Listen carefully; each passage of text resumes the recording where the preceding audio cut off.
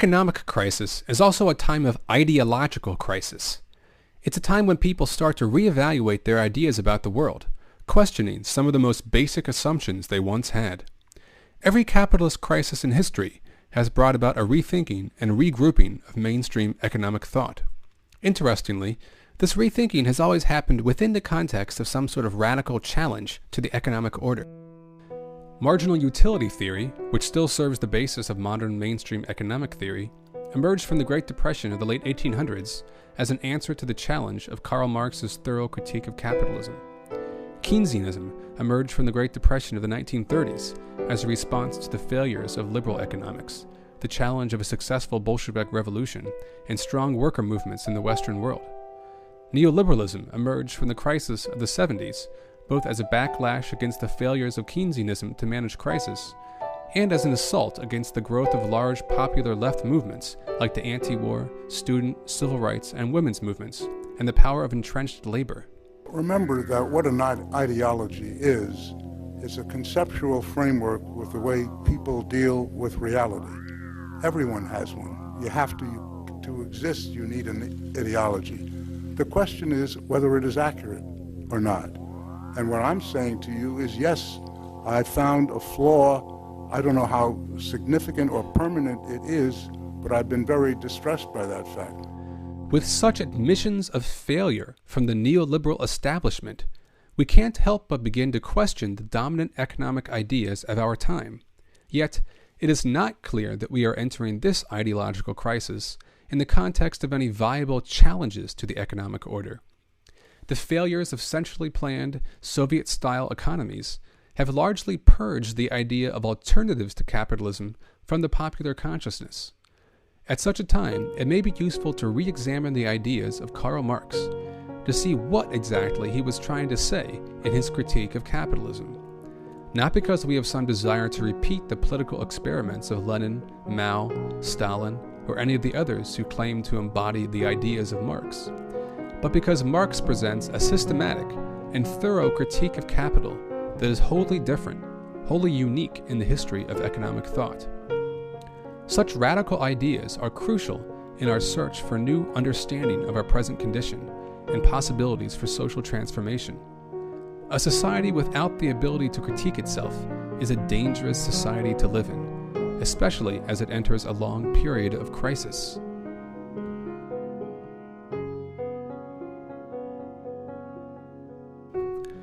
There is a crucial difference between all the great bourgeois economists and Marx. They all saw crisis as something that came from outside of capitalism, disturbing the natural equilibrium of the market. Confronted with the reality that capitalism is prone to inequality, exploitation, and crisis, that is, when it becomes apparent that there is a discontinuity between their theories and reality, bourgeois economists always blame reality for not conforming to their models. Reality has been poisoned by invading external forces, they say, in the form of state intervention, labor movements, human greed. We see this same reactionary approach today in rising right-wing populism, which blames the invasive influence of foreigners, left intellectuals, homosexuals, non-Christians, and black presidents for the problems of society. Marx takes the opposite approach. He sees the social antagonisms of capitalism as internal to the system. These social antagonisms are so basic to the system that they drag all other parts of society into their gravitational field.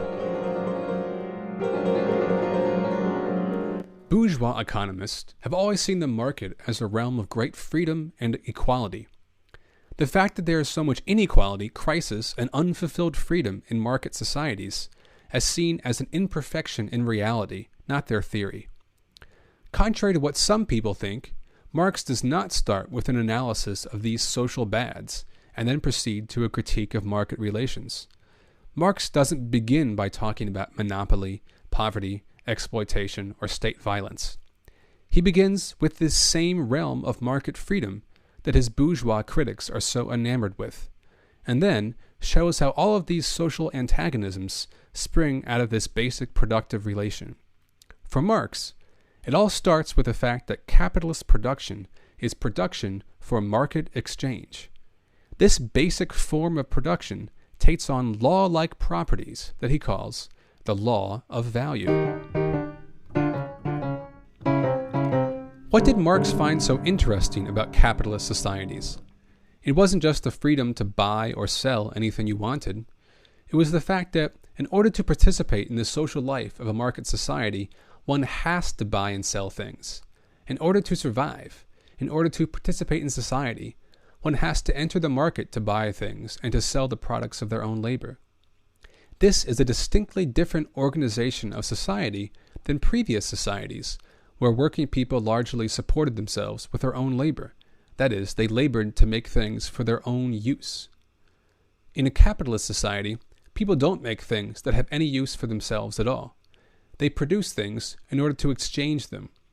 Thus, the coordination of the social labor process happens indirectly through exchange. In a society of private producers, coordinated indirectly through the market, the social relations between these people take the form of relations between things, of commodity relations. The relations between people become value relations expressed in commodity prices. Economically, people can only relate to each other through money prices, through value. This world of commodity relations takes an independent form outside of the control of individuals that acts back upon and directs the flow of human affairs. Adam Smith called it the hidden hand of the market. Marx calls it the law of value. What is the law of value? It is the impersonal blind forces of the economy exerting their influence upon society. It is unique to a society in which the dominant form of labor is production for market exchange. The relations between people become value relations between commodities, and these value relations become impersonal forces which have unexpected consequences for society. For instance, we get capital. People have always used tools and other resources in their labor. These are called means of production. In a capitalist economy, means of production become capital. Tools, machines, materials, and even workers are all commodities with values. This makes it possible to buy means of production in the market and to sell the products of those means of production for a profit. That is, a person can invest money in production merely for the sake of getting more money. The pursuit of value as an end in itself becomes the dominating force in society. This is what capital is, the expansion of value for its own sake, regardless of the social cost. Capital takes the form of a class that owns the means of production, and another that must produce the profit for capital. Capital is inherently asymmetrical, great poles of wealth and poverty spreading out from it in geographical and economic space. Capital is also self-negating. Although it represents an impersonal force above society dominating the worker, it also relies on the worker to create profit for it. There is a social antagonism at its root. This social antagonism leads to periodic crisis and constant instability. All of these radical implications, and many more, are part of Marx's theory of value.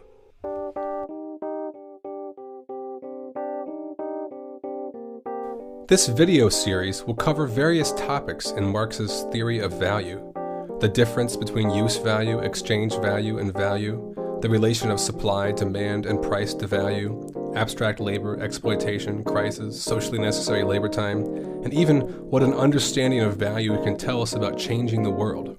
It is hoped that they can contribute to a better appreciation of the importance of value theory to radical movements today, as they seek ideas with which to articulate their demands and strategies.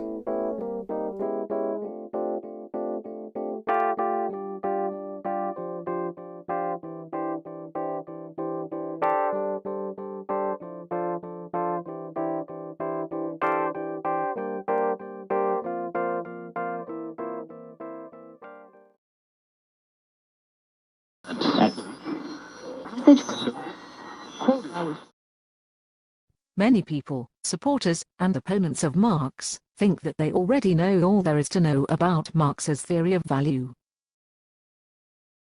Let's take a brief quiz to find out how much you know. Here are 10 true or false questions. Take out a paper and pencil, and keep track of your answers. I'll give the answers at the end. 1.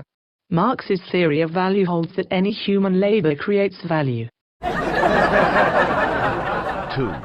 For Marx, value and price are the same thing. 3. Marx's theory of value is the same as his predecessor David Ricardo. 4. Marx didn't believe the forces of supply and demand were relevant to explaining value. 5. Marx's theory of value is a theory of what workers should get paid.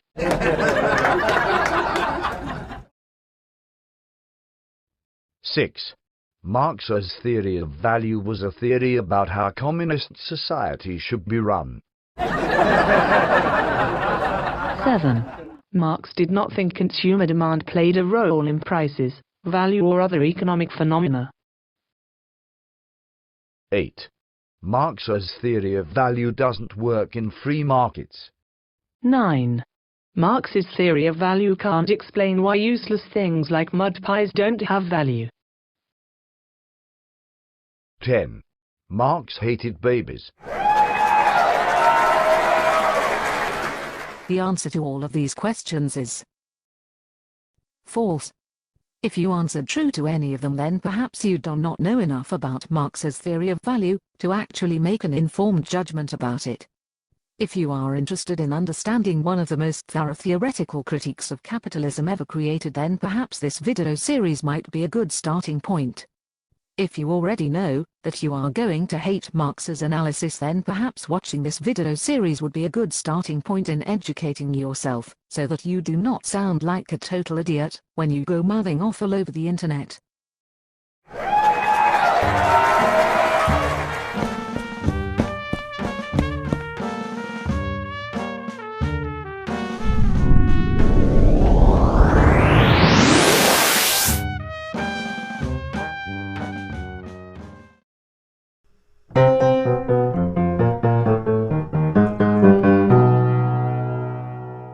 The internet has given us access to more information than any generation before us. It has allowed for a great leveling of access to information, allowing everyone to contribute to the sharing of information. But this hasn't necessarily made our culture better informed, more intelligent, or better at critical thinking.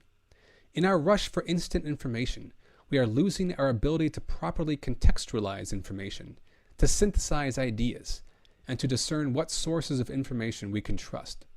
Let's face it, in our consumer culture, we are conditioned to want instant gratification for no effort. We want easy answers that don't require any personal sacrifice. You can't learn everything you need to know about capitalism from a YouTube video. On the internet, any fool can and will explain their inarticulate and half-formed personal theories into a webcam. Barack Obama is a socialist. The guy is a freaking socialist. Liberal, Democrat, these are just different words for socialist these days, okay? When Barack Obama These videos are not like that. They don't represent my ideas at all. I'm trying, to the best of my ability, to explain a complex body of intellectual work that spans a long history of debates as people grappled with these ideas. By acquainting ourselves with the history of ideas, we can make sure that we don't repeat the mistakes of the past, and that we are aware of the implications of our arguments. But a video or a blog cannot substitute for the real thing. I'm dealing with complex, difficult ideas, and I'm not perfect.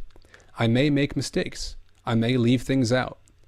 If you really want to understand Marx, you must go to the source. We should also be aware of the ability of video to manipulate us on an emotional level.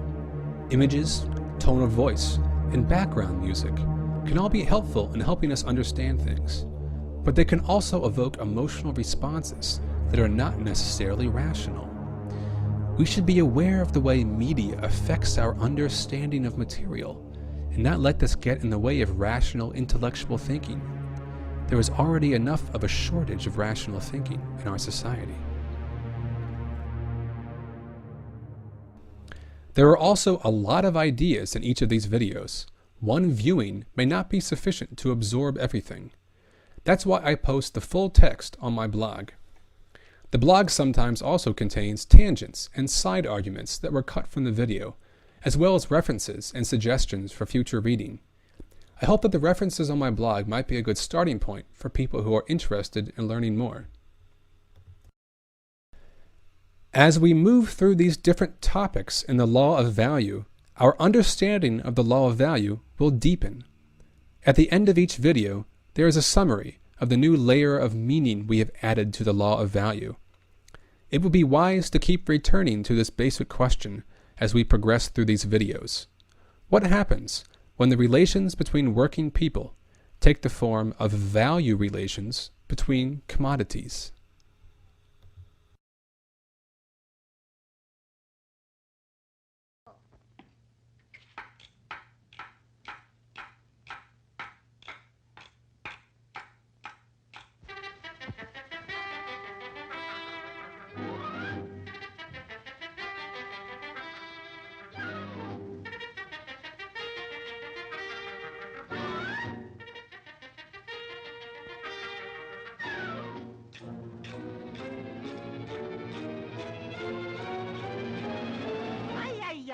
Attention!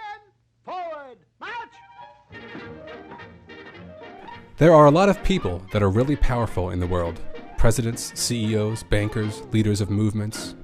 But there is an object, a thing, that is more powerful than any of them. This object is money.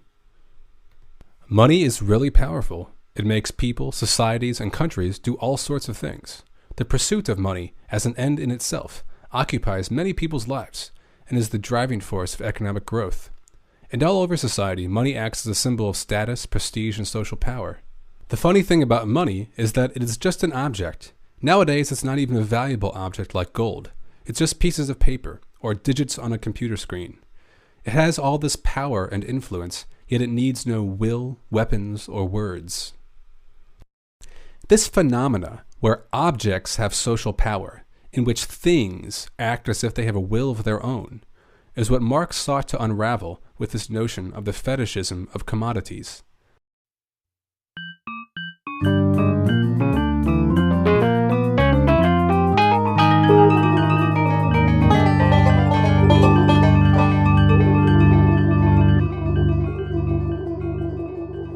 When Marx talked about fetishism, he wasn't talking about whips and chains and leather outfits.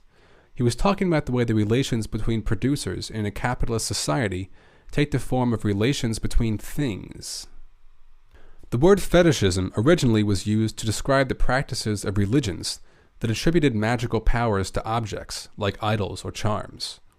If the Israelites of the Old Testament won a battle with the Philistines, they attributed their victory to the powers of the Ark of the Covenant that they carried around. If they lost, it was because they had pissed off the Ark. Of course, in reality, it was their own actions that caused them to win or lose. Attributing their own powers to an object is fetishism. For Marx, money and commodities are much like this. We think that they have mystical powers, yet their powers really come from us, from our own creative labor. Let's take a look inside a workplace. It could be any workplace, a capitalist factory, a peasant commune, a family farm, whatever. Here, the relations between different workers are direct. I make a widget and I hand it directly to the next person. If something needs to change about the labor process, someone brings workers together and says, now we will organize things differently. Whether it is a democratic or a hierarchical form of organization, it is an organization that happens directly between people. Now let's take a look outside the workplace, at the market. In the market, things are different. The organization of work, the division of labor, doesn't happen through direct social relations between people. In the market, the products of labor confront each other as commodities with values. These interactions between things act back upon production. They are what send signals to producers to change their labor, to produce more, produce less, go out of business, expand business, and so on. Farmers, electricians, and auto workers don't directly relate to each other as workers. Instead, the products of their labor meet in the market and are exchanged with one another. The material relations between people become social relations between things. When we look at toasters, corn, and TVs, we don't see the work that created them. We just see commodities standing in relation to one another as values. A TV's value is worth so many ears of corn. A car's value is worth so many jars of peanut butter. The value, the social power of the object, appears to be a property of the object itself, not a result of the relation between workers. We are atomized individuals wandering through a world of objects that we consume. When we buy a commodity, we are just having an experience between ourselves and the commodity. We are blind to the social relations behind these interactions. Even if we consciously know that there is a network of social relations being coordinated through this world of commodities, we have no way of experiencing these relations directly because they are not direct relations. We can only have an isolated intellectual knowledge of these social relations, not a direct relation. Every economic relation is mediated by an object called a commodity. This process, whereby the social relations between people take the form of relations between things, Marx calls reification. Reification helps explain why it is that in a capitalist society, things appear to take on the characteristics of people. Inanimate objects spring to life, endowed with a value that seems to come from the object itself. We say a book is worth $20, a sweater worth $25, but this value doesn't come from the sweater itself. You can't cut open the sweater and find $25 inside. This $25 is an expression of the relation between this sweater and all of the other commodities in the market. And these commodities are just the material forms of a social labor process coordinated through market exchange. It is because people organize their labor through the market that value exists.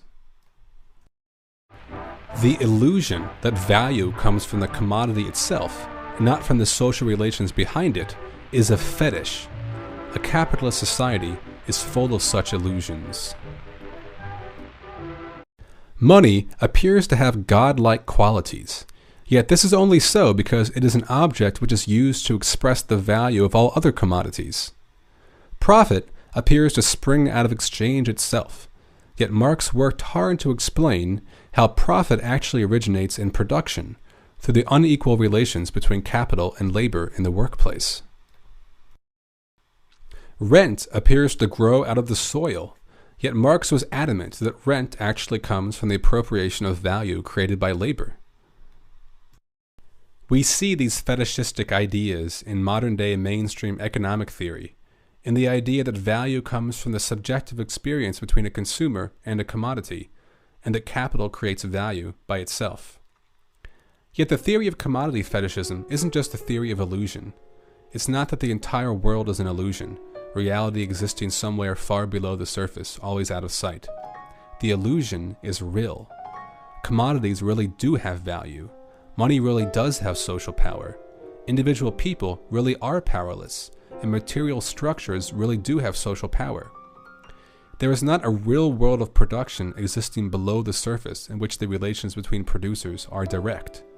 Relations between people are only indirect, only coordinated through the mystifying world of commodities.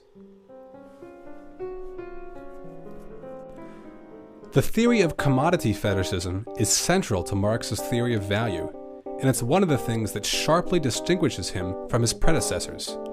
Adam Smith and David Ricardo both held that prices were explained by labor time. But Marx's value theory is much more than a theory of price. It's a theory of the way the social relations between people take on material forms that then act back upon and shape these social relations. Labor takes the form of value embodied in commodities. Money price becomes the universal expression of this value. The pursuit of money as an end in itself dominates society. Means of production become capital. Money, commodities, and capital, as representatives of social value, become independent forces in their own right, out of the control of society. The law of value is the law of these forces. Attempts to exert some control over these forces, through monopoly or the state, always become enmeshed in the social antagonisms of value.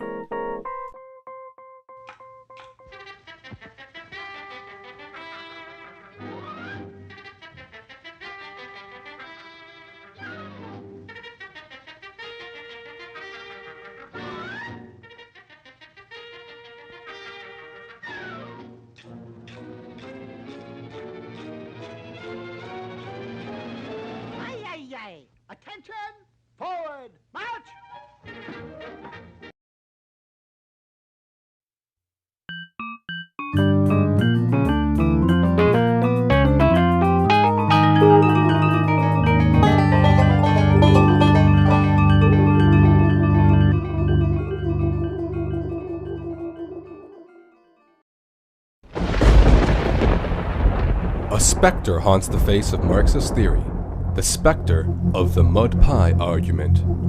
It was this central conundrum that Marx devoted his momentous work, Das Mud Pie. It has since haunted Marxist theorists of all persuasions. How can Marxist theorists go on in light of this devastating theoretical problem? If you spend any time reading about Marx's theory of value on the internet, you will probably come across some version of this asinine excuse for a critique called the mud pie argument. The basic style of the mud pie argument is similar to many advanced by those who know nothing about Marx's theory of value. One constructs a ridiculous straw man argument that has nothing to do with Marx, and then proceeds to knock it down with devastating brilliance, moral outrage, and a few clever asides about Stalinism. The mud pie argument goes something like this. Marx claimed that labor is what gives all commodities value. But what if I make a mud pie? This is the product of labor, yet nobody will buy it. It has no value. So take that, Karl Marx. The problem with this argument is that Marx was very clear that labor has to be useful labor to create value. Yet he didn't think that it was this usefulness that creates value. Labor has been doing useful things for millennia. All societies are made up of useful labor. Marx calls this useful labor that makes up a society social labor. The organization of this social labor differs from society to society. In a capitalist society, this social labor is organized through commodity exchange. The products of labor are assigned market values, and the fluctuations of these values coordinate the social labor process. This is a way of organizing social labor unique to capitalism, and it has all sorts of unique properties that other forms of social labor don't have. The usefulness of labor is not what is specific to capitalism. Value is. Hence, usefulness is not what Marx is interested in talking about. Value is. In video 4, we will look at why usefulness can't explain the amount of value a commodity has. For now, we will look at this more fundamental question. What does it mean for useful labor to take the form of commodity exchanges? The key difference between humans and animals for Marx is in the way they create their own worlds. Humans aren't slaves to their own evolutionary destiny, repeating the same patterns of survival over and over for millennium. Instead, humans actively shape the world in which they live. There is a certain creative aspect to human labor, in which we imagine the product of our work in our mind before we go about the work. But what distinguishes the worst architect from the best of bees is this, that the architect raises his structure in imagination before he erects it in reality. This world which we create forms the structure of our lived experience. We live in, wear, eat, and think about the products of our own creation. The structure of our social relations, from the way we relate in cultural and family groups, to the organization of production, to ideas about the world we live in, constitute a created universe powered by the creative power of human labor. Yet this world of our creation also acts back upon us. It structures both our desires and our means of attaining these desires. In much mainstream economic thinking, human desires and the means of attaining them are treated as universal, timeless things. Marx says the opposite. What we desire and how we go about getting the things we desire changes as the organization of our society changes. In this sense, men make their own history, but they do not make it as they please. In different times and different places, this organization of human activity has been radically different. The level of technological development, the organization of production, the organization of classes, and the shared conceptions about the world have all changed radically over time. It is the organization of these different modes of production and the way the organization of production affects the other aspects of society that was of interest to Marx. In essence, Marx is asking what this organization of production can tell us about a society. This means that Marx is not just interested in any labor. He is interested in social labor, labor that is part of this mode of production, labor that goes into the makeup of a society. Useless labor, like the labor of a mud pie maker, is not social labor. The first step, then, in looking at a particular historical mode of production, is to ask how the private labor of an individual becomes social labor in that society. If you were a medieval peasant working a plot of land with your family, you would be laboring directly for your own use.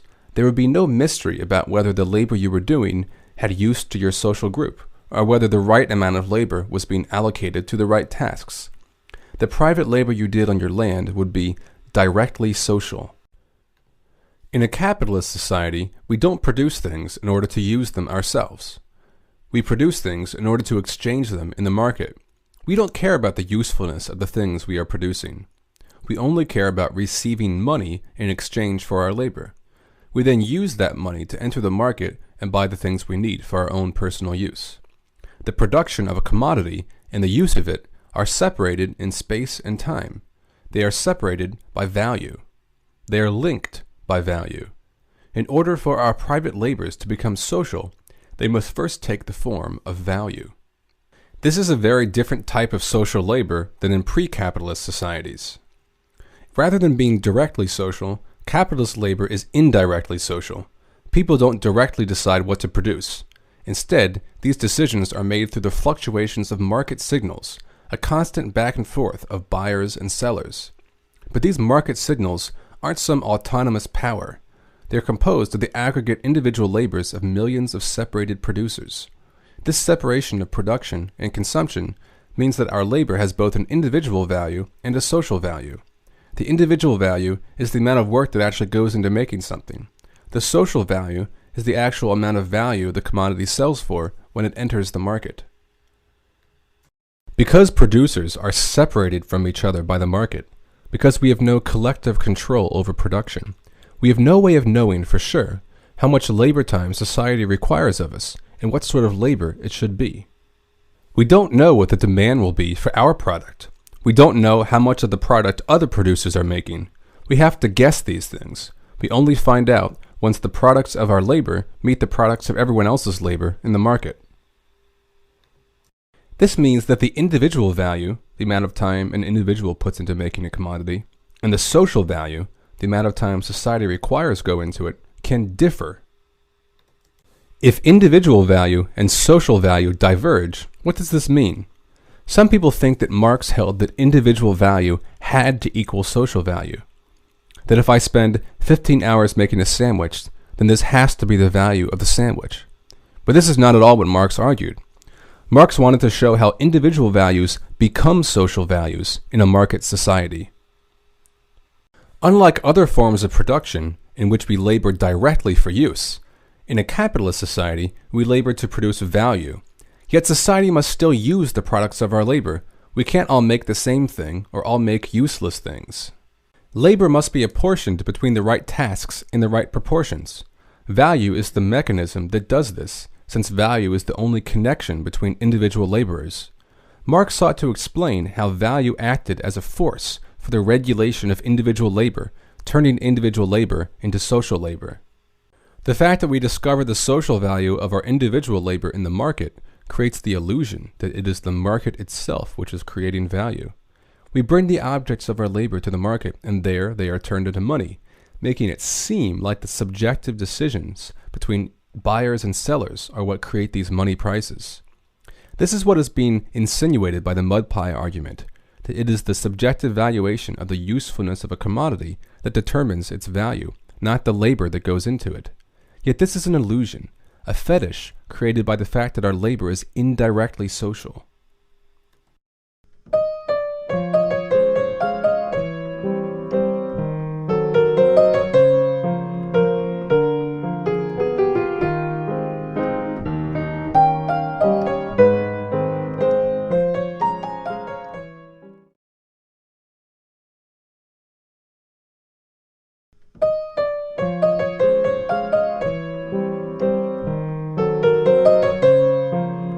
Yet, contrary to what some vulgar economists want you to believe, individuals are not free to buy and sell commodities at any price they want. This is because exchange is not just a fleeting, isolated contract between two individuals. Each exchange is part of a vast web of exchanges, which unites the productive labors of society. This is what it means for an individual's labor to become social. When this happens, Society acts back upon the individual, disciplining their labor to make sure that they are doing socially useful labor at something near average productivity. Thus, the transition from individual value to social value isn't a random one. It has law-like properties that govern the connection between the private labors of millions of individuals and the aggregate social labor process. These law-like properties that link our private labors to their social value is what Marx calls the law of value. There are two basic forces that govern the way individual values become social values. The first is average productivity. Let's say the average widget maker takes 1 hour to make a widget. This social average is the social value of the commodity, the amount of time society requires to make a widget. But I am old and slow. I take 3 hours. This is the individual value. My individual value is higher than the social value. But that doesn't mean I can sell my widget for more. I must sell at the social average. Marx calls this socially necessary labor time. In this case, the determination of social value is made not by my individual labor time, but by the average productivity of society. If the socially necessary labor time changes due to changes in productivity, then the individual value and the social value will change too. The second factor is the interaction of supply and demand. Supply is determined by the total amount of labor that goes into making widgets and the productivity of that labor. But when we go to the widget factory, we do not know how much labor as a whole society is devoting to making widgets. There could be 1 million other people making widgets, or only a few. We only learn how much labor society has put into widget making when we enter the market and compare the products of our labor with the rest of society. If too much labor goes into widget making, then there is an oversupply of widgets. Their social value falls below their individual value. If not enough work has gone into widgets, there is an undersupply, and their social value rises above their individual value. These deviations trigger changes in the allocation of labor. But what about demand? Isn't demand a random subjective element in the equation? As we will see later on in the video on supply and demand, demand traces its power back to the labor process as well. Demand isn't just an abstract psychological substance. It's a definite amount of purchasing power made of workers' wages and capitalists' profits. Even the things demanded, be they inputs for the production process or subsistence goods for maintaining the worker, are needs generated by the structure of production. People's demand for things change as the value of those things change. When the average productivity of widgets rises, their value falls, and the demand for them rises because now they are cheaper. So rather than demand existing in some subjective vacuum, it is always dependent on a pre-existing world of values. But, most important to the mud pie theory, demand doesn't create the social value of a commodity. It only helps determine if labor has been apportioned to the right tasks. Labor is creating the value. Labor is doing the work. Demand tells us if this labor has been socially useful. But the demand can't create commodities, nor can it be separated from the web of social labor.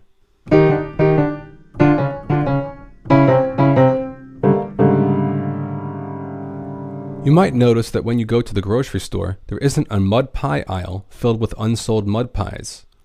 Though capitalist production involves this element of guessing, this uncertainty of transforming private labor into social labor, this doesn't mean that capitalist production is totally random and absurdist.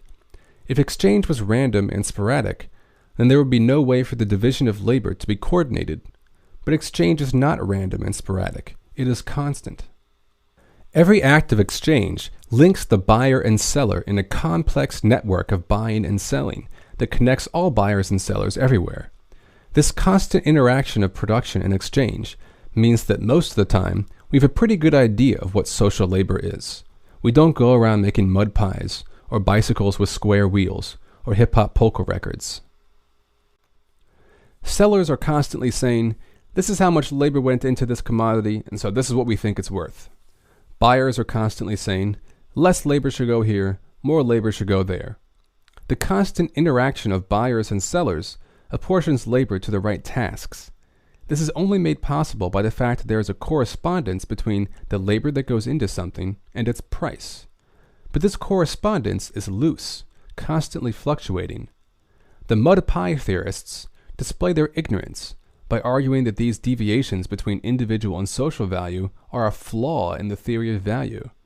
In actuality, these fluctuations are a crucial part of the theory. They are the mechanism by which social labor is apportioned. Underlying these fluctuations of demand and supply lies a more basic observation about a society organized through the law of value. We only have so much time as a society to devote to the production of our needs.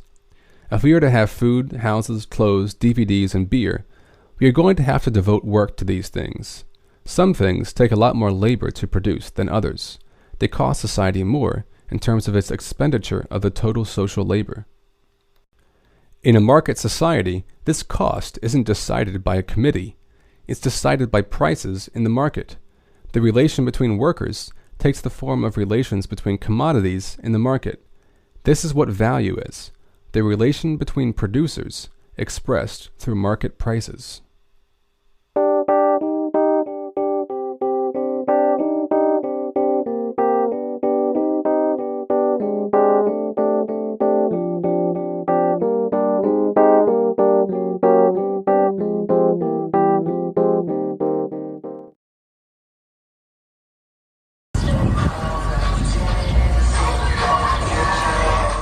This is one of many abandoned houses in my neighborhood.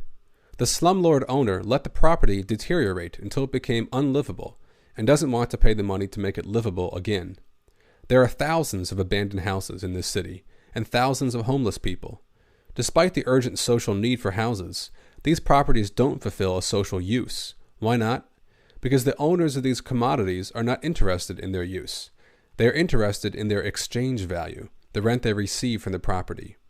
For decades, they collected rent while the use value of the house deteriorated, and now these houses sit vacant, a testimony to the contradiction between use value and exchange value.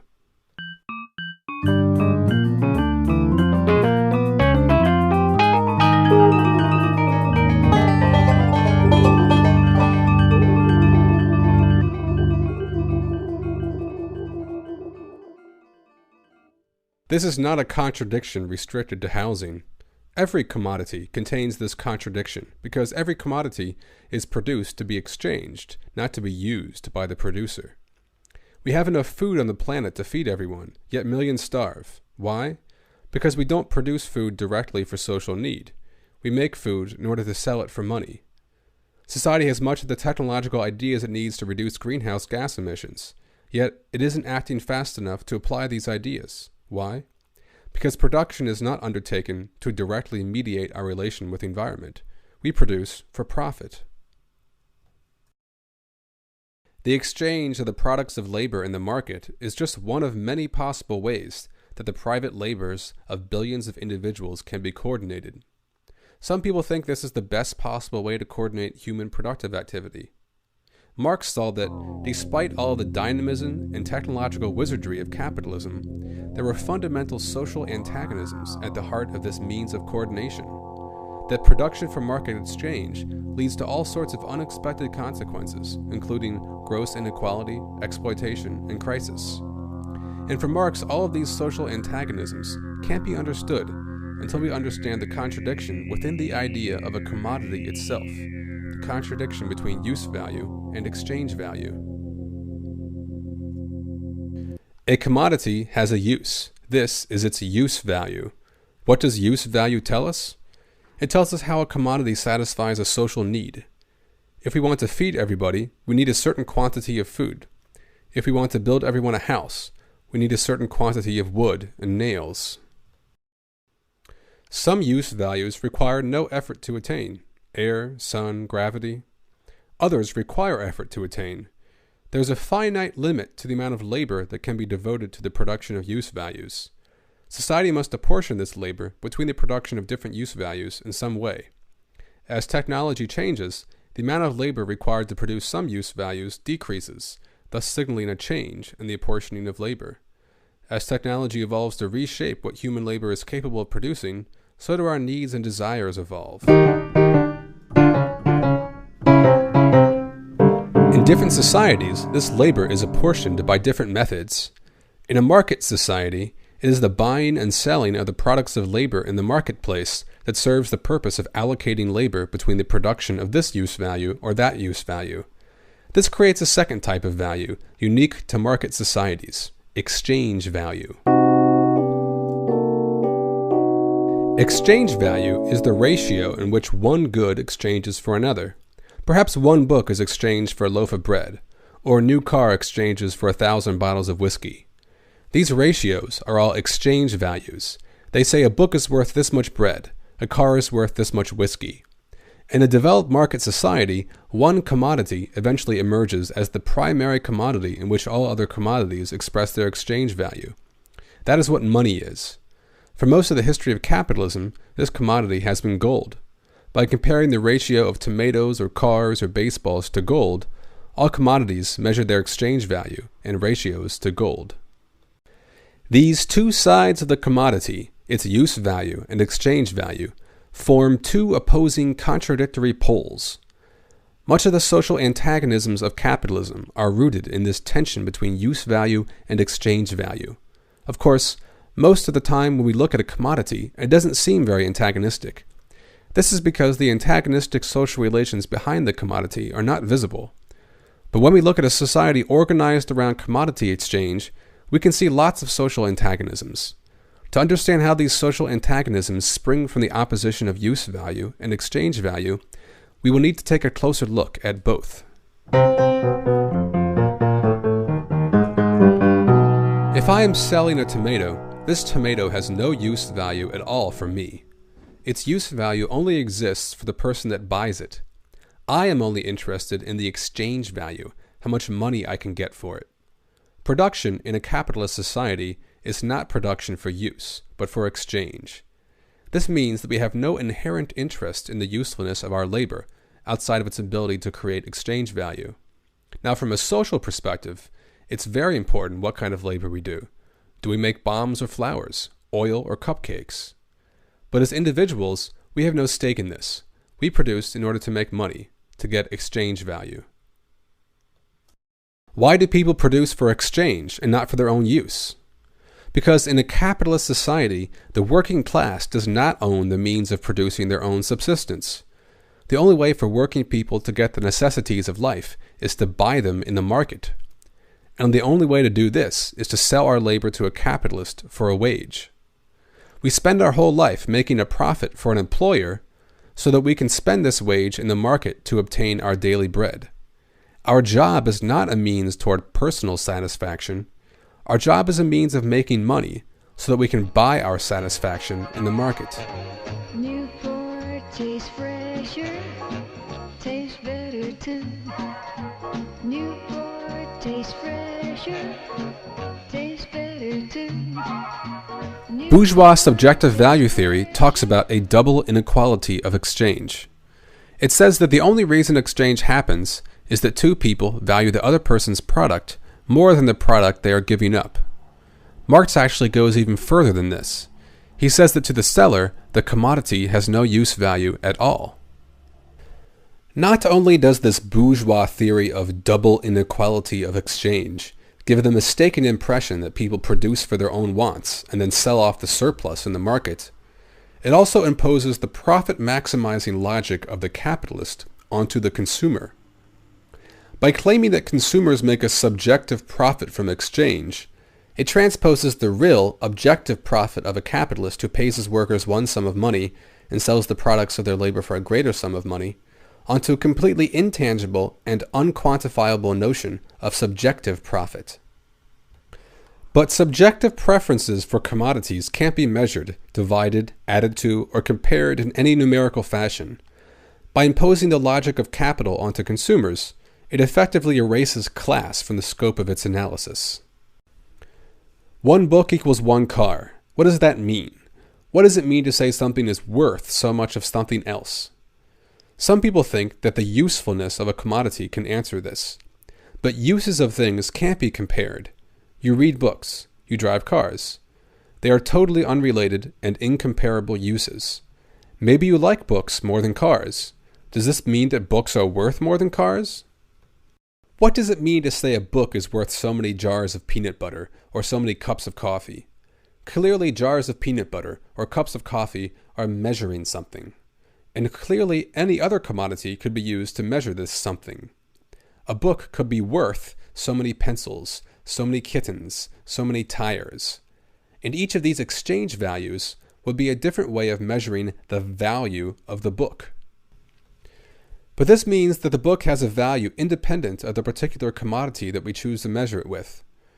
Whether we measure the book's value in beers, beans, or kittens, it stays the same. Yet we can't see this value. We only see the specific exchange ratio of the book as it is exchanged with other commodities. But isn't this what exchange value really is? The comparison of the value of one commodity with the value of another? These exchange values only make sense, only work, because there is something called value that is being measured by them. Exchange value necessarily implies the presence of an underlying value. Marx uses the term intrinsic value.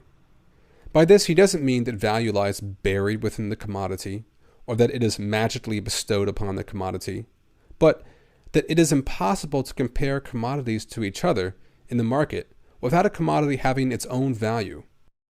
But what is this value?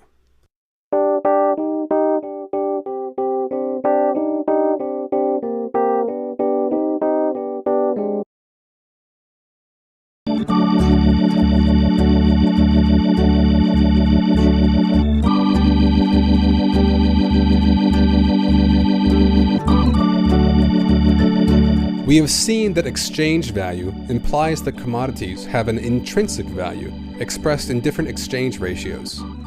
This value is not use value or exchange value, but a third thing. What is this value? Where does it come from?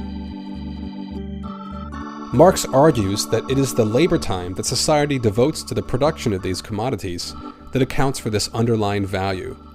Commodities that take more labor to create have more value than ones that take less labor. As labor becomes more productive, as it becomes easier to produce things, their value falls. But what is Marx's justification for choosing labor as this third thing? There are lots of properties common to all commodities, besides the fact that they are products of labor.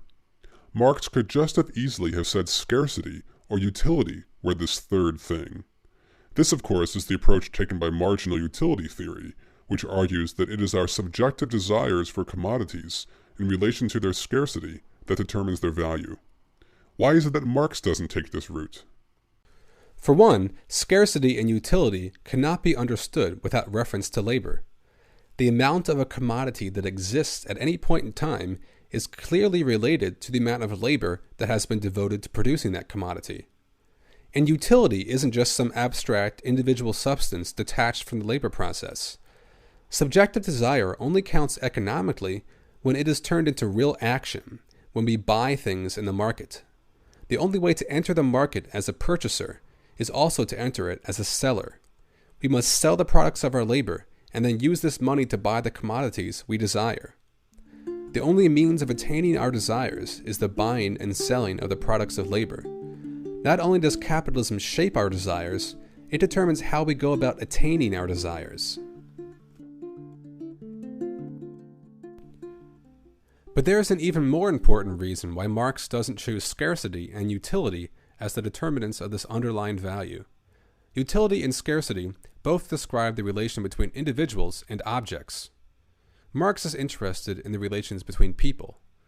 If we think back to Marx's argument about commodity fetishism, we'll remember that in a capitalist society, the relations between people take the form of relations between things.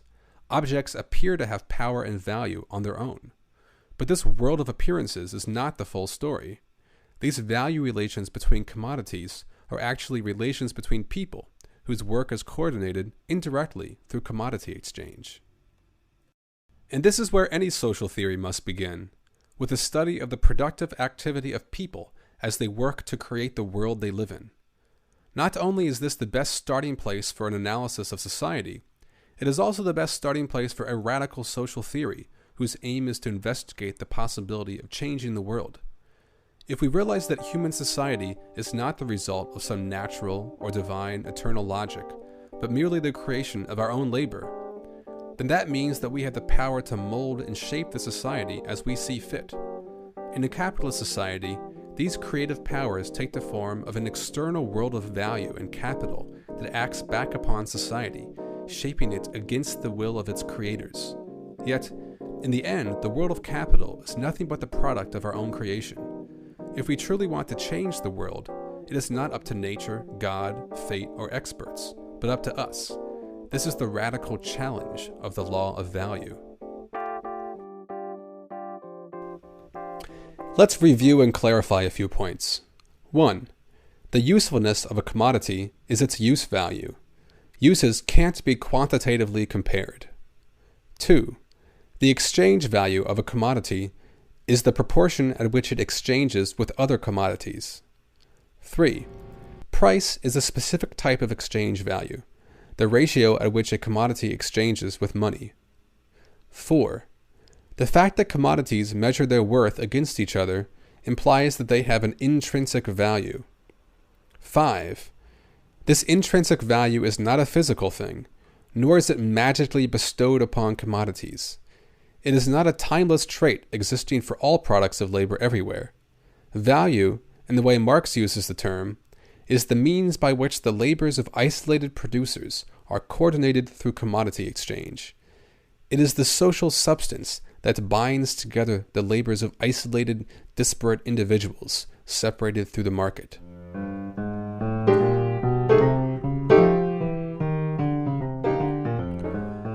We notice then that value and price are not the same thing. The value of a sandwich may be 1 hour of labor, yet we don't see this 1 hour when we buy a sandwich. All we see is price.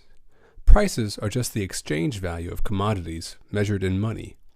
The only way we see value is indirectly through these quantitative relations between commodities. Though value and price are indirectly linked, their connection is still strong. If demand rises suddenly, causing the price of sandwiches to rise, this will trigger an inflow of sandwich-making labor to meet demand. And once supply and demand have balanced, price falls back down to meet value. If the productivity of sandwich making rises, the time it takes to make a sandwich falls, the supply rises, and the price falls. Prices and values constantly fluctuate around each other, constantly co-determining each other. The last thing we should note is that this concept of value is historically specific.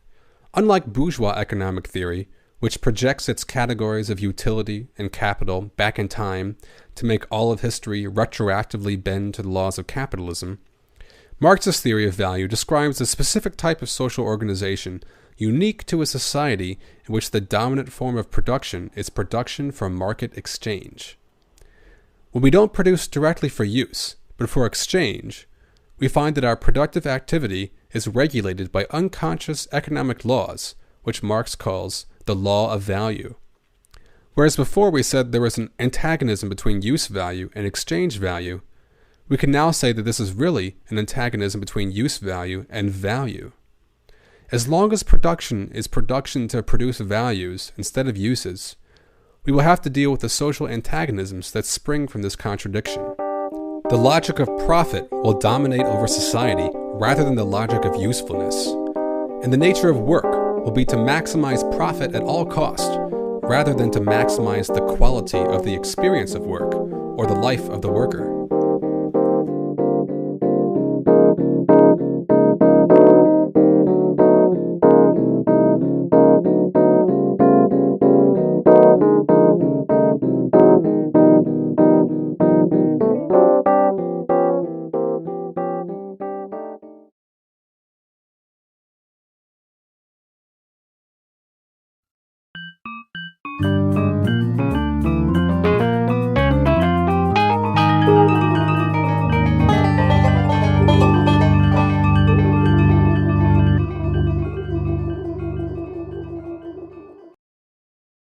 Marx is always talking about contradictions in the law of value. But these aren't logical contradictions like round, square, or military intelligence. They are contradictions inscribed into the very heart of the social relations of a capitalist society. Some prefer to use the word antagonisms. We are all painfully aware that modern society is full of social antagonisms. There's poverty amidst great wealth, overwork alongside massive unemployment, banks taking away homes, gentrification, racial tensions, violence against women, labor struggles, environmental apartheid, police brutality, gang violence, hate groups, massive dislocations of populations, and lots of war. Marx was interested in explaining all of these antagonisms, but he doesn't start his analysis with any of them. Instead, he begins with what at first seems a rather innocuous thing, the commodity. Why? Because the commodity is the most elemental piece of the social relations of capitalism. Let's take a closer look at that pan. The iron ore for that pan came from the Mesabi Range. Nature put the iron ore there, but it wasn't worth anything until men came along. Men with tools. The productive relations between people take the form of commodity exchanges. The commodity is the basic organizer of social relations. So, if we want to understand how all of these different social antagonisms relate to one another, we need to start with the commodity.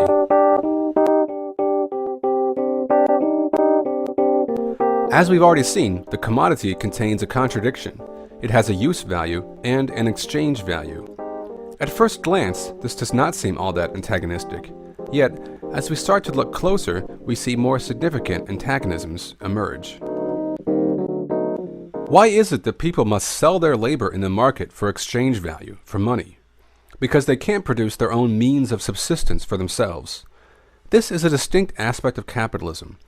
In previously existing modes of production, the majority of people had use of some sort of means of production for themselves, which they used to make most of the things they needed.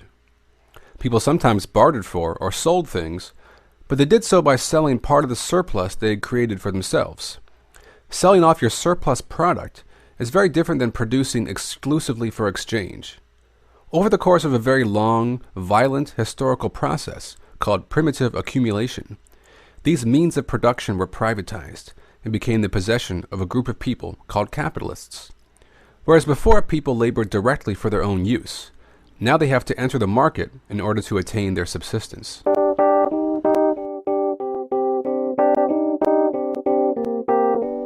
So already the fact that we produce for exchange and not directly for use expresses a social antagonism between the propertied and the propertyless. There is an underlying coercion already at work in the free market, and this coercion requires some threat of violence to enforce it, whether it be a state, private military, or hired thugs. Violence was necessary to privatize the means of production, and it remains necessary to enforce all of the legal aspects of property.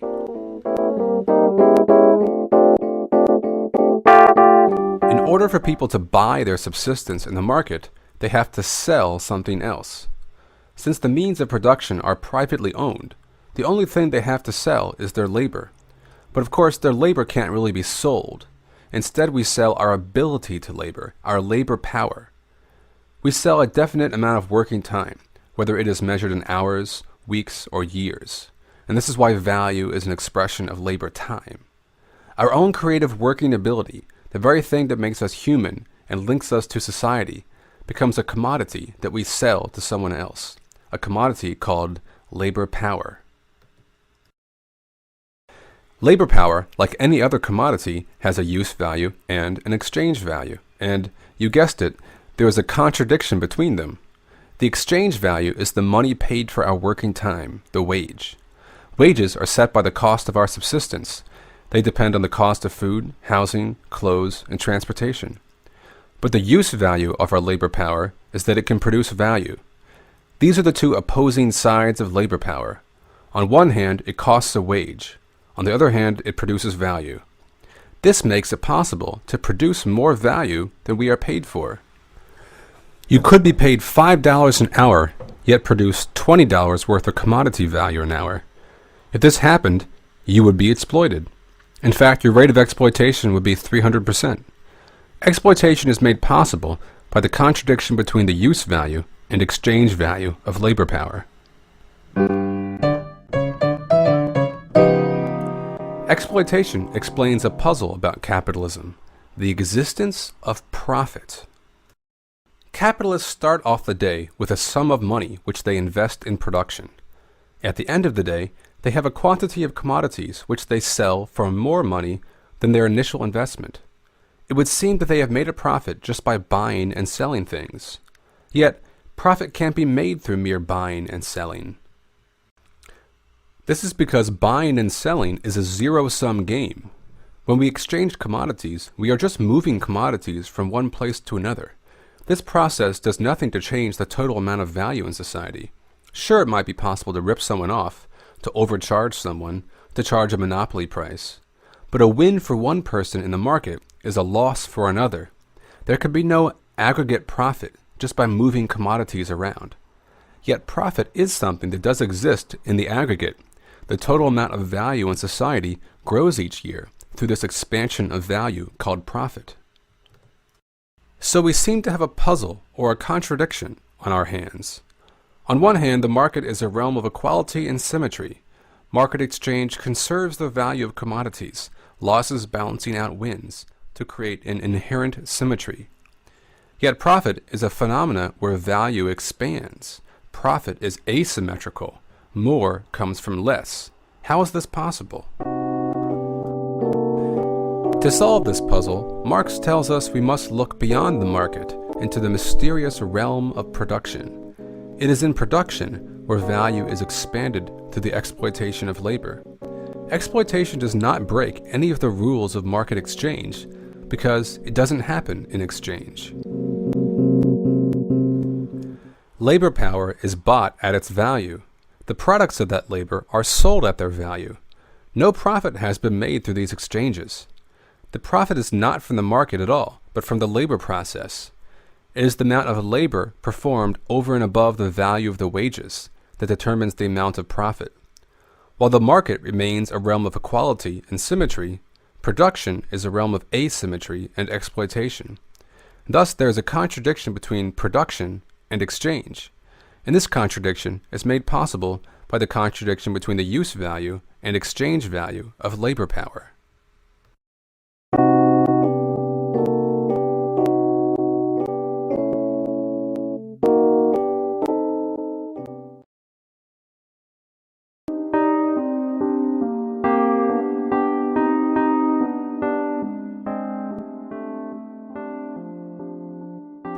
This antagonism between the use value and exchange value of labor power expresses a social antagonism between capitalists and workers.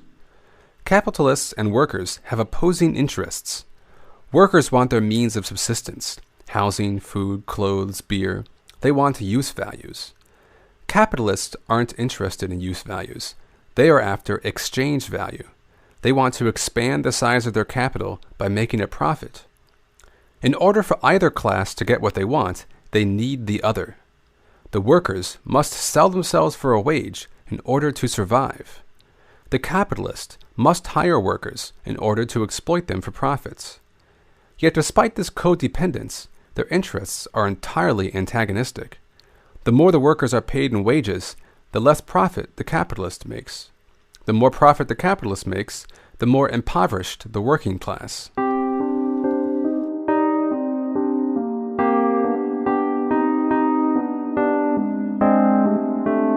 Clearly, the struggle between capital and labor has always been present in capitalist societies, whether it takes the form of day-to-day struggles over the amount of work we consent to, or long-term battles for better wages and working conditions. But even outside of the workplace, the class antagonisms of capitalism are clearly ever present.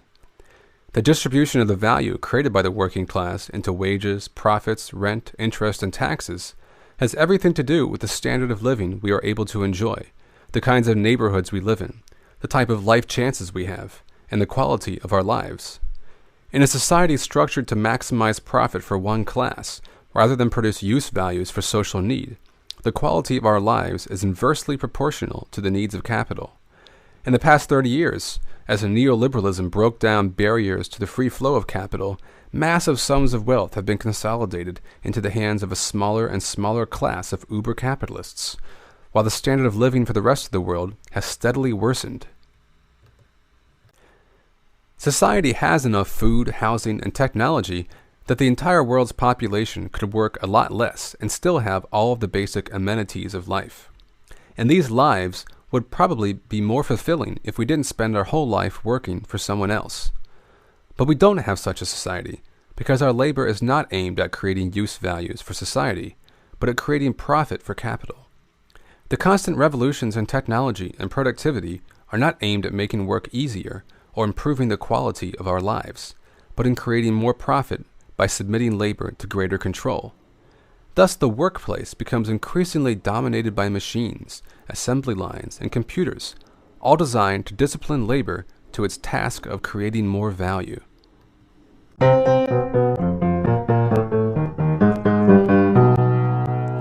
As the knowledge of work is removed from the worker, it is placed into the machine. The worker loses control over the labor process, becoming just a minor cog in the machine, easily replaceable. Another contradiction is revealed, that between the conception and execution of work. Our own knowledge of the labor process is taken away from us and placed in a machine which dominates us, reducing our work to a job, the carrying out of routine tasks with no meaning to us except that they are means to a wage. This is a contradiction which fascinates popular culture, man versus machine. But behind the machine lies a social relation between ourselves and our own creative powers that have been taken away from us, alienated from us, standing over us, dominating our work.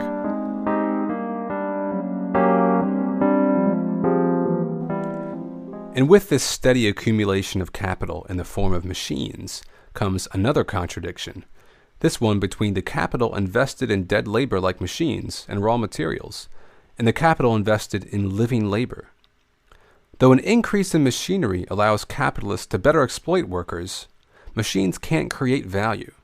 As more and more capital is reinvested into machines and raw materials, and less on labor, the actual value-creating substance of society is crowded out. This is the starting point for Marx's theory of crisis. As the mass of capital that must be constantly reinvested in expanding production grows, it becomes increasingly invested in dead labor rather than living labor. This sets the stage for massive crises that require the destruction and devaluation of capital in all of its forms.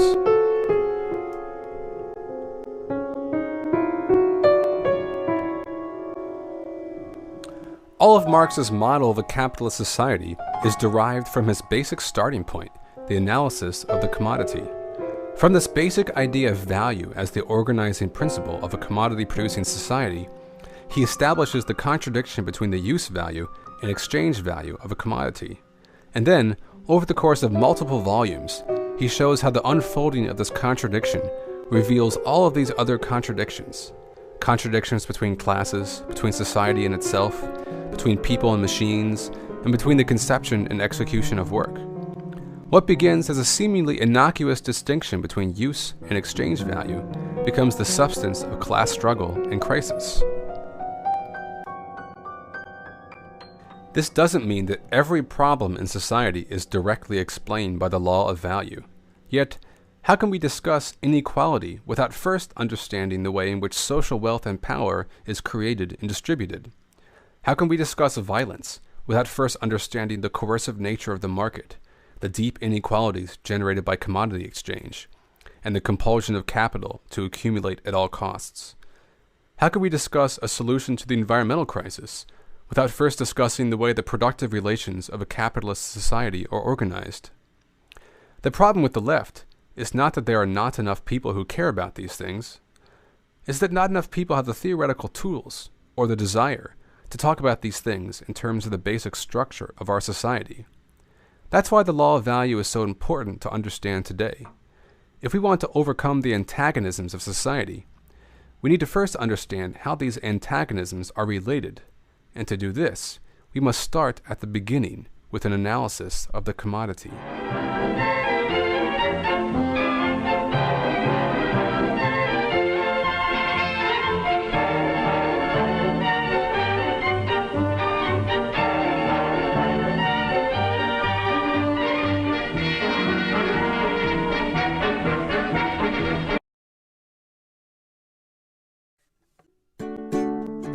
Alone on his tropical island, Robinson Crusoe can take as long as he wants to build a cabin for himself. It's up to him. We don't have that luxury when we produce for market exchange. When Wonder Bread makes bread, they're competing in the market against Pepperidge Farm, Arnold, and White Rose. If their workers are less productive, if they take longer to make bread, that doesn't mean that they can sell their bread for more money. The social value of bread is not set by individuals, but by the average amount of time it takes to produce bread. This is called the socially necessary labor time.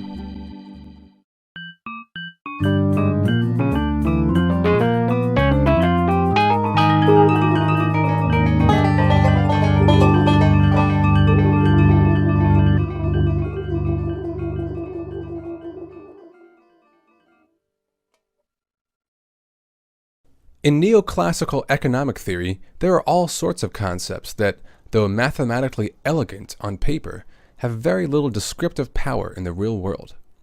When was a capitalist society ever in general equilibrium? When was there ever Pareto optimality?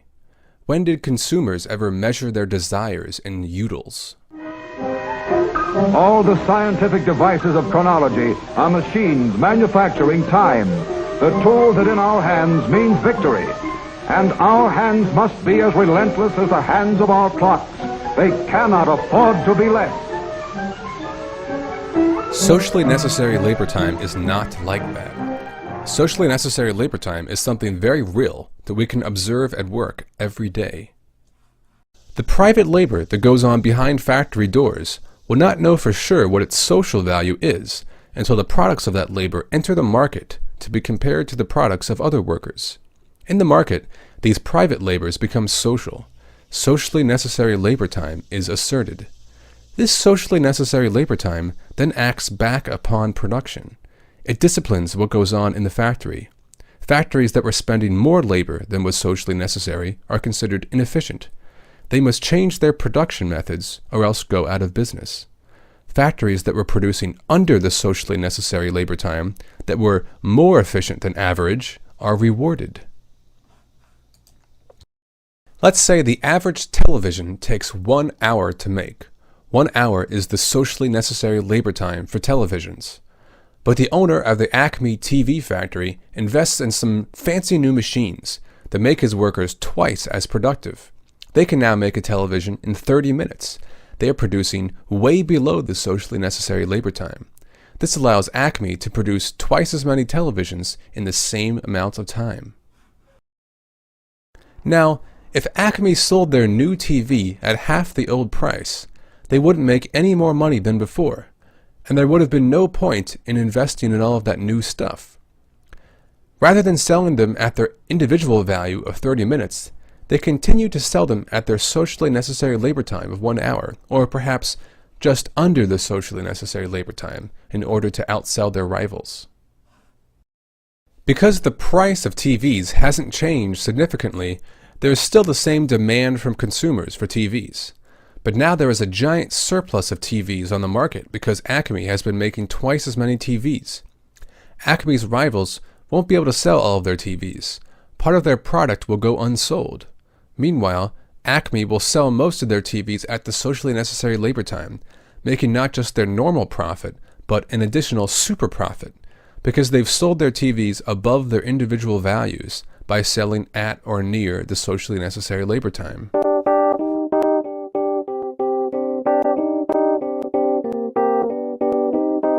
Profit comes from exploiting workers.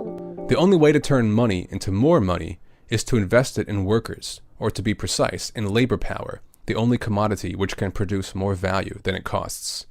And this is all covered in the video Law of Value 5. When Acme sells TVs at under the socially necessary labor time, they don't just reap their normal profits from exploiting workers. They also get super profits, profit appropriated in exchange, because their TVs are made at under the socially necessary labor time. It is this race for super profits that drives much of the technological dynamism of a capitalist society, as capitalists compete to constantly lower socially necessary labor time. By doing so, capitalists don't just exploit value from workers, they also appropriate value in exchange.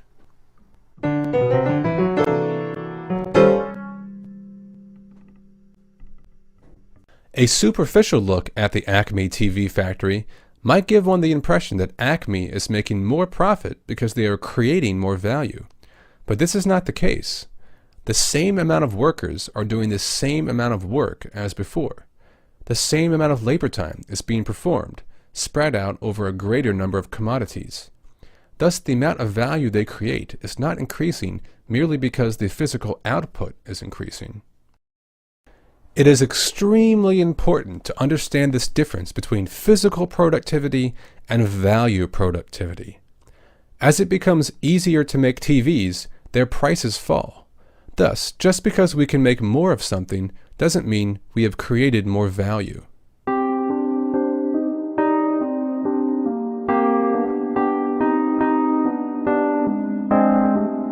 If other firms were to adopt technology similar to Acme's, we would see the socially necessary labor time of TVs fall to half of its former value, and Acme's super profits would disappear. What does it mean to say that Acme makes a super profit by appropriating value in exchange? If you trade one commodity for another of greater value, then you have appropriated value in exchange. There are lots of ways this might happen. One of these ways of appropriating value is to produce a product at less than the socially necessary labor time, but sell it at the socially necessary labor time. Thus, we get back more in exchange than we put into exchange. But where does this appropriated value come from? At first glance, it appears to come from the consumers that buy the commodities. But these consumers are buying a commodity at its value, at the socially necessary labor time. They are not losing value in exchange. They buy a TV for $60 and they get a TV worth $60. The people that do lose value are all of those other capitalists who are still producing at the socially necessary labor time. They are not able to sell all of their product. They lose out. Acme is able to lure more customers away from them. Exchange is a zero-sum game. Whenever one person wins, another must lose. There are only so many people willing to buy TVs at the socially necessary labor time. When Acme appropriates value in exchange, this doesn't mean that they are stealing money from the coffers of their competitors. It means that they are filching away sales from their rivals. More value comes to Acme than it actually created. Less goes to its rivals.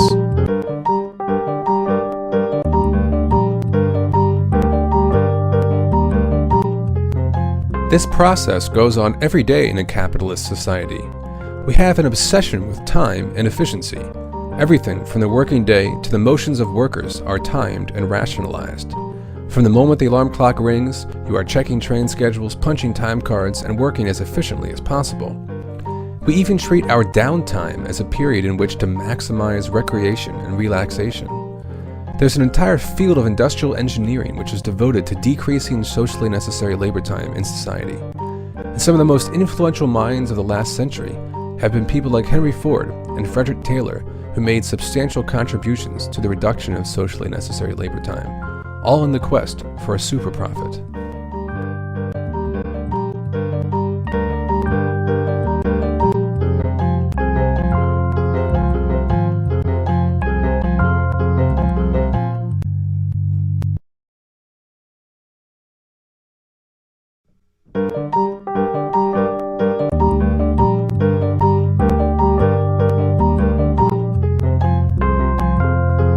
This drive to produce a super profit does not mean that less and less labor is happening in society. It means that the same amount of labor is producing more output. We are often told that machines will make life easier, reducing the need for work. But this has never been the case in a capitalist society. Machines just create more output per hour worked.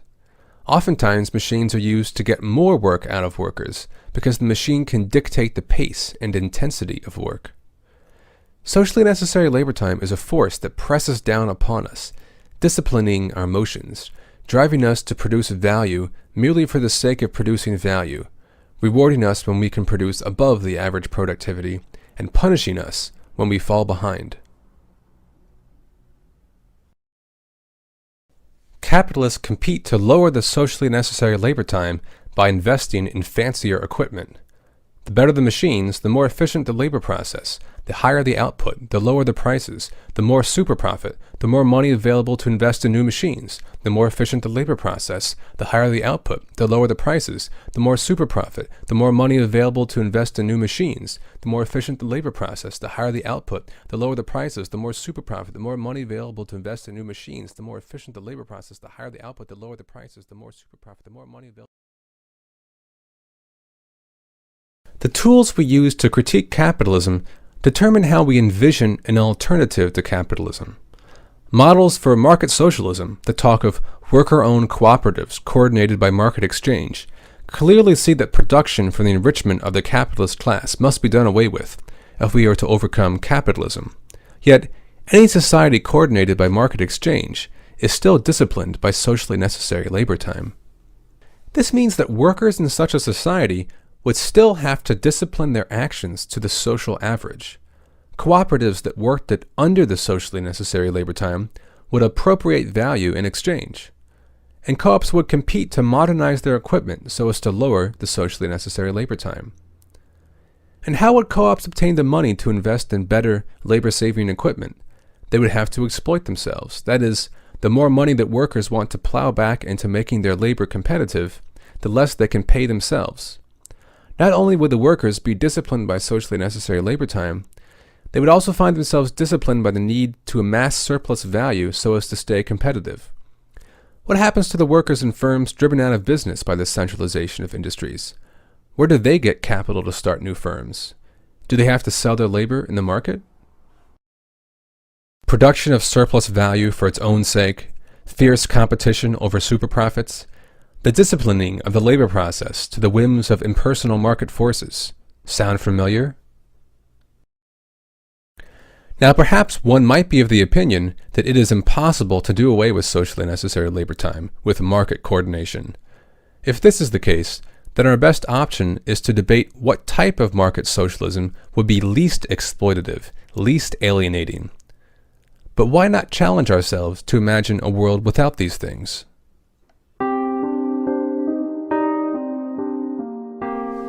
A world without what? This seems to be the big question whenever we critique capitalism. Surely labor will always take time, and we must always have a way of coordinating labor to produce all the goods society needs. And surely this labor must not just produce immediate goods, but also surplus goods, as well as invest in long-term projects like infrastructure and machines that will make work better in the future. So we can't say that we want to produce a society without work, without time, without surplus product, or without machines. What is unique about capitalism is that labor time, surplus, and commodities are all measured in value. The types of commodities created, the types of assets the surplus is invested in, and the quality of the life of those who do the labor are not important. What is important is this endless expansion of value for its own sake. This is capital's defining substance.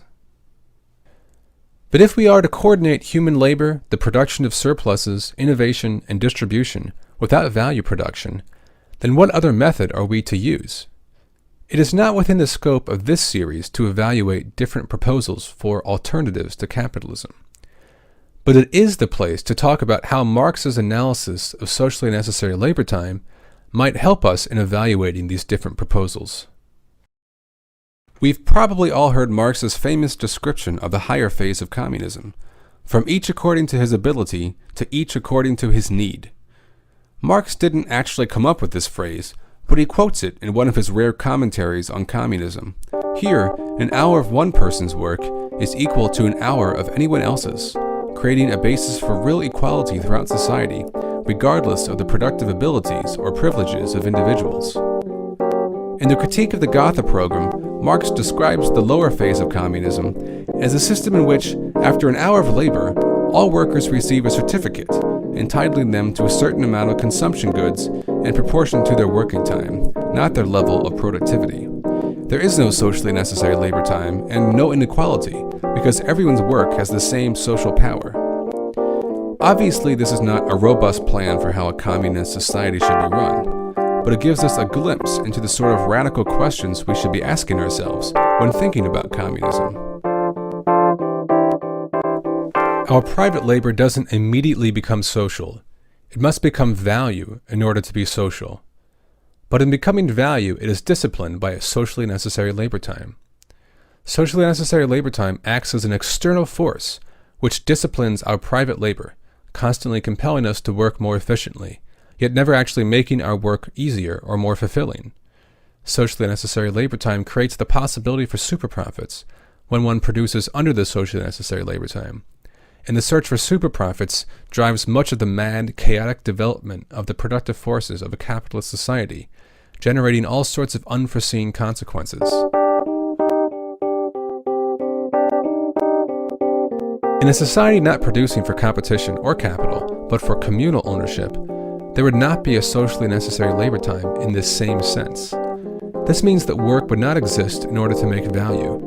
Work would exist in order to both provide use values for society and to better the life of the worker. In our culture, we have an intense fascination with those rare people whose work is fulfilling and challenging. Great musicians, athletes, artists, they inspire us because these are people whose work has challenged them to become the best possible person they can be. Perhaps in a world without socially necessary labor time, such an experience of work could become more universal.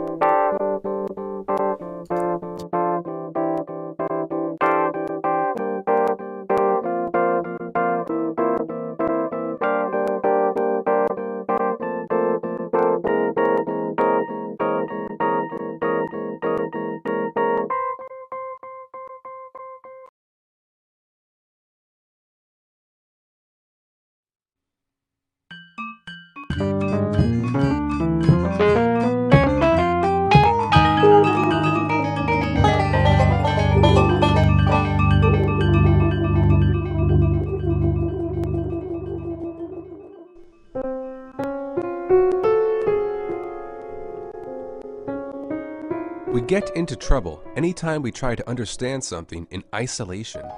The true meaning of things exists not buried inside them, but in their relation to other things. Take money, for instance. The meaning of this rectangular piece of paper covered in strange hieroglyphics can only be understood when we look at the role money plays in the complex coordination of modern capitalist production. Take away capitalist production, and this rectangular piece of paper loses its meaning. If we take away this context of social relations, it is impossible to understand what money really is. If we view money in isolation, we end up treating all of its social power as if it is a natural property of rectangular pieces of paper. This meaning and power appear not to be specific to a given time and place, but universal qualities that exist in all places and all times. Of course, this would be ridiculous, yet the failure to see things and concepts relationally is par for the course when dealing with bourgeois ideology. This video examines the relation between exchange and production. It argues that exchange and production only derive their meaning from their relation to each other, and that we have to understand the specific nature of this relationship if we are to really understand the full meaning of common concepts like freedom, equality, utility, scarcity, and value. Attempts to understand these concepts without looking at the picture relationally end up being one-sided. Meaning appears as internal to the object or concept itself, and not something coming from a relation. Because there is no way to account for the specific context in which a meaning appears, the meaning seems to be a natural, eternal truth. We will examine the relation of production to exchange through 3 different interrelated windows. Each one will give us a different perspective on the same problem. The first will be freedom and equality, the second scarcity and utility, and the third value. Thank you so much. Let me ask you first, California, don't you just love your freedom as an American? Where do the notions of individual freedom and equality so deeply ingrained in our modern consciousness come from? They come from the realm of exchange. Here in the world of buying and selling, all individuals are free to buy and sell their labor and the products of this labor as they choose. Nobody forces anyone to buy or sell anything to anyone else. The path of an individual's life appears as a series of free choices, and with this comes the notion of personal responsibility. People appear only to have themselves to blame for their personal state of affairs. This freedom to buy and sell presupposes the legal relations of individuals to own property. Thus, individuals have legal rights, the same rights for everybody, establishing a basis of legal equality for all. This generates a notion of freedom and equality in general. We talk of the inalienable rights of the individual, of human rights, of individual freedom. These are seen as universal properties of humans, and market exchange is seen as the natural expression of these properties. Already, we have clues that there may be something one-sided about our analysis. It appears that the individual has been assigned universal traits, traits that are not due to a specific set of social relations it falls within, but due to its basic nature.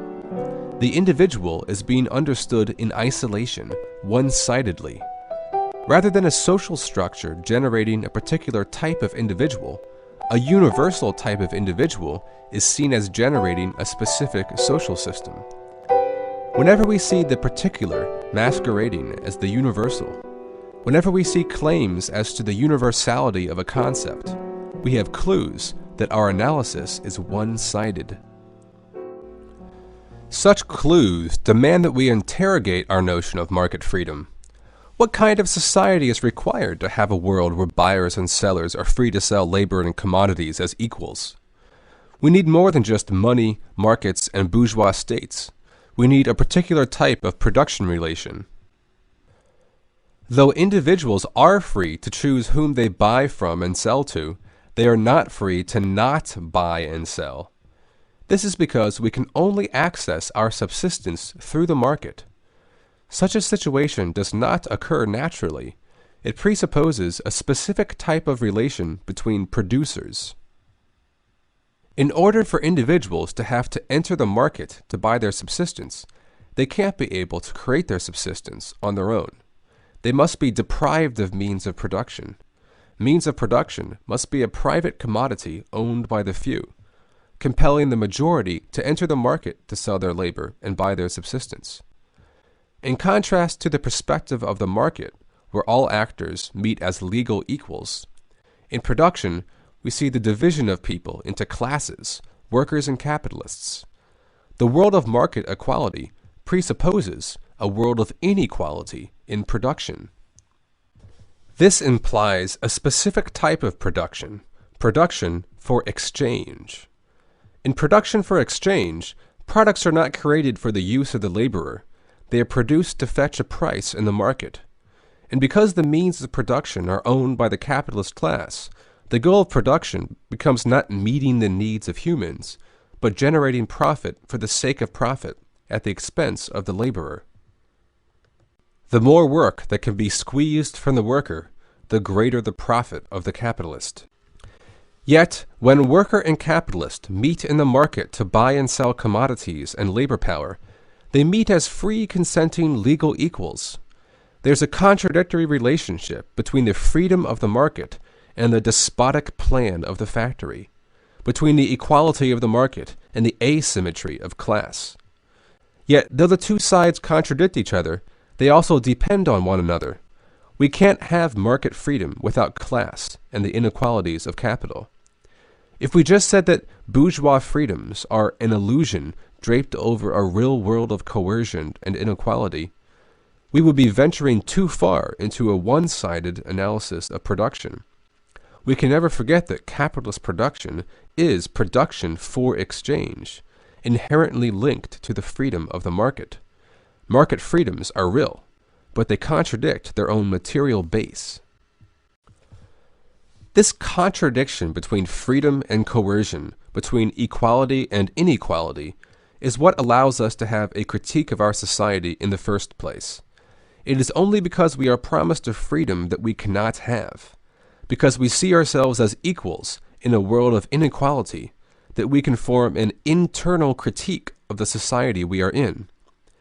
It is the movement of this contradiction that allows us to posit a possible exit from such a society, inspiring us to imagine a world where freedom and equality could stand on a non-contradictory basis, where individuals truly could be free to choose the path of their lives.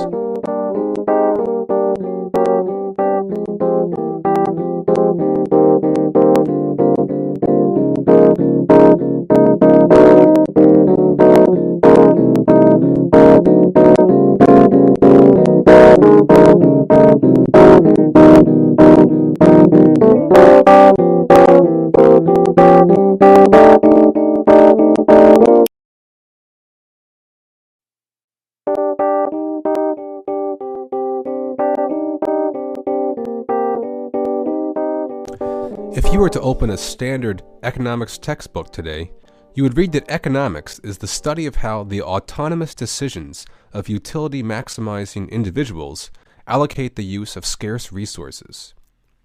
The optimal allocation of resources is reached naturally when individuals are free to make autonomous decisions in the market. But this doesn't mean that we can have everything we want. We live in conditions of scarcity. We always want more than is possible for us to have. Therefore, we always have to make trade-offs.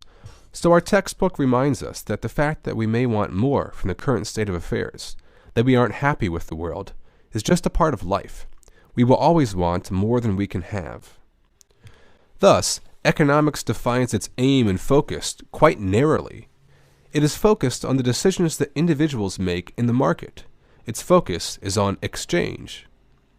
That doesn't mean it doesn't say anything about production, but its observations about production are based on the basic principles it learns from its analysis of exchange. Production is also just a realm of individuals making choices between scarce resources, nothing more, nothing less.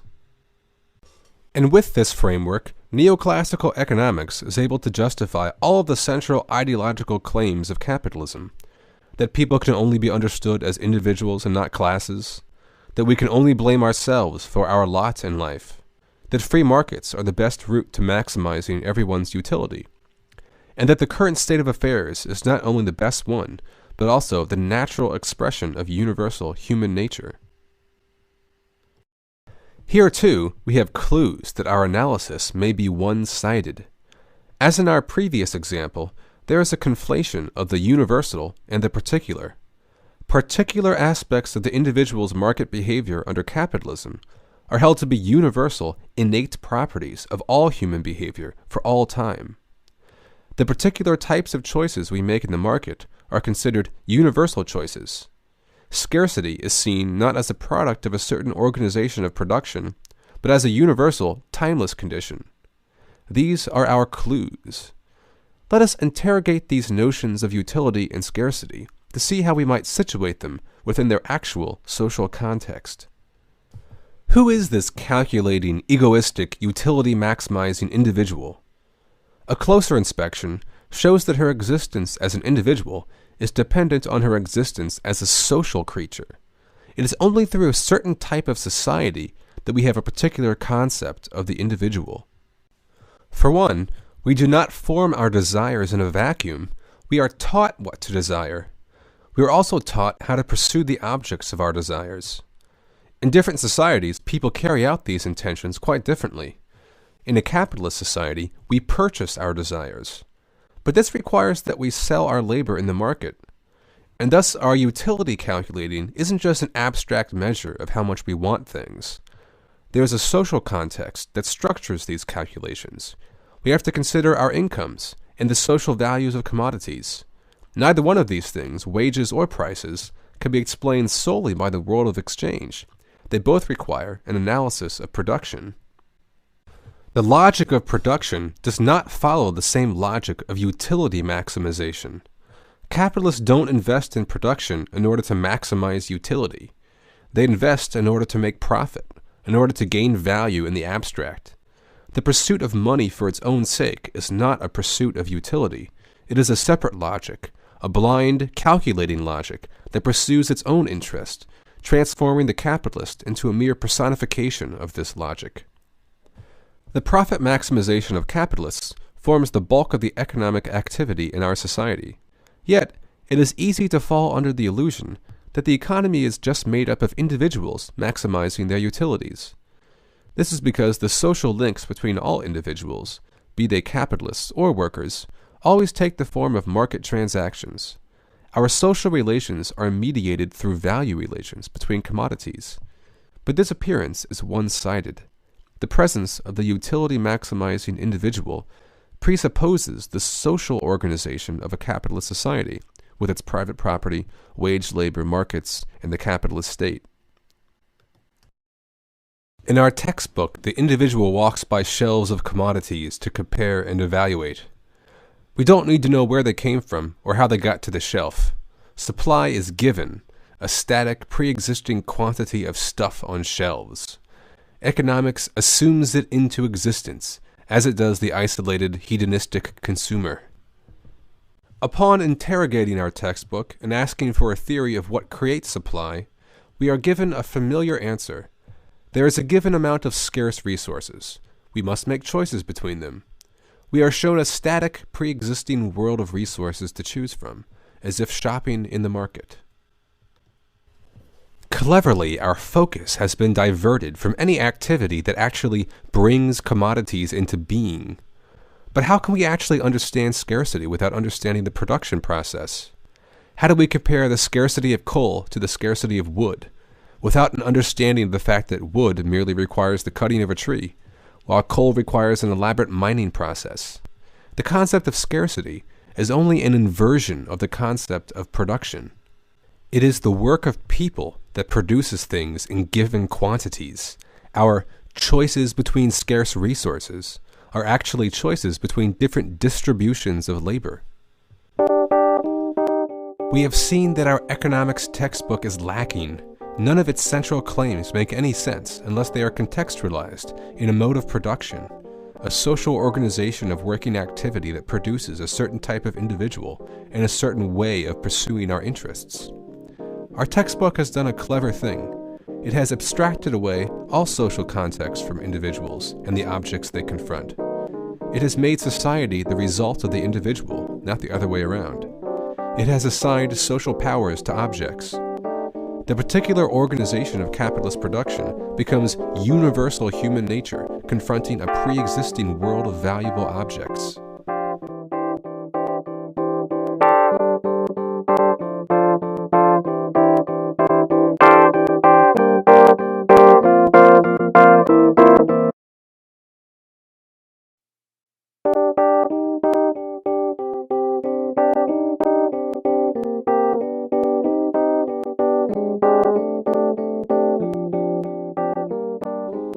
Marx was interested in interrogating the notion of exchange value to get to the heart of what it was really all about.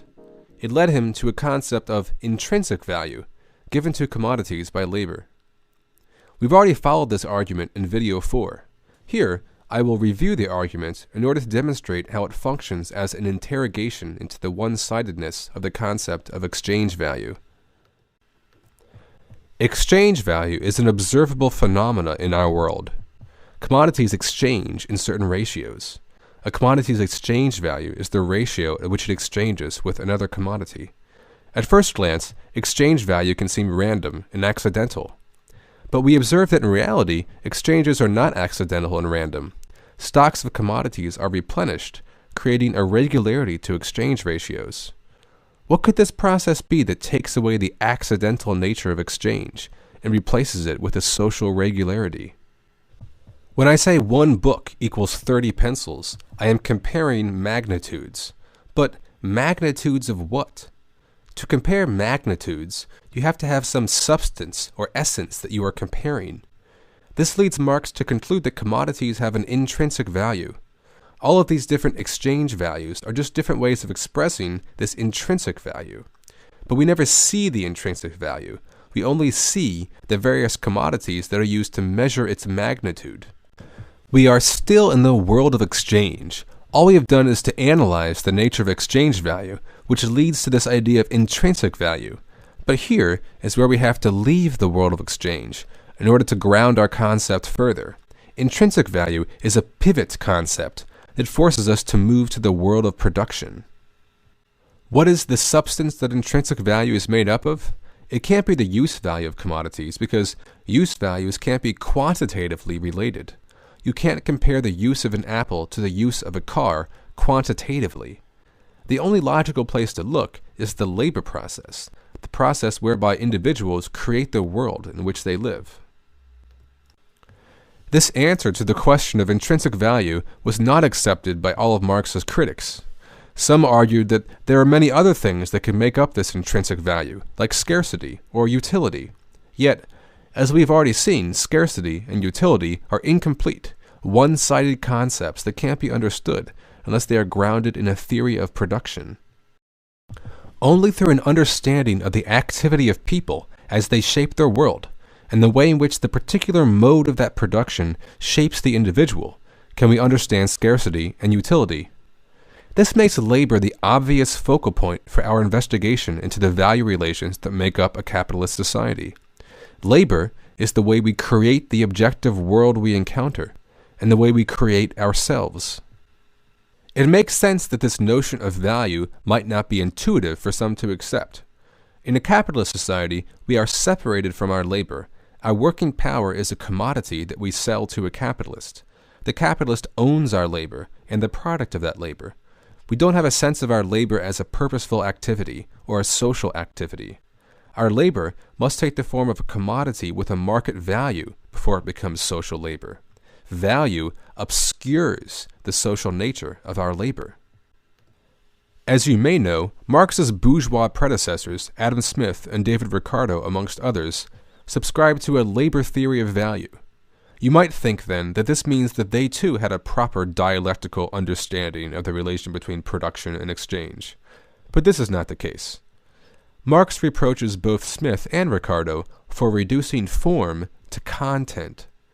The distinction turns out to be crucial.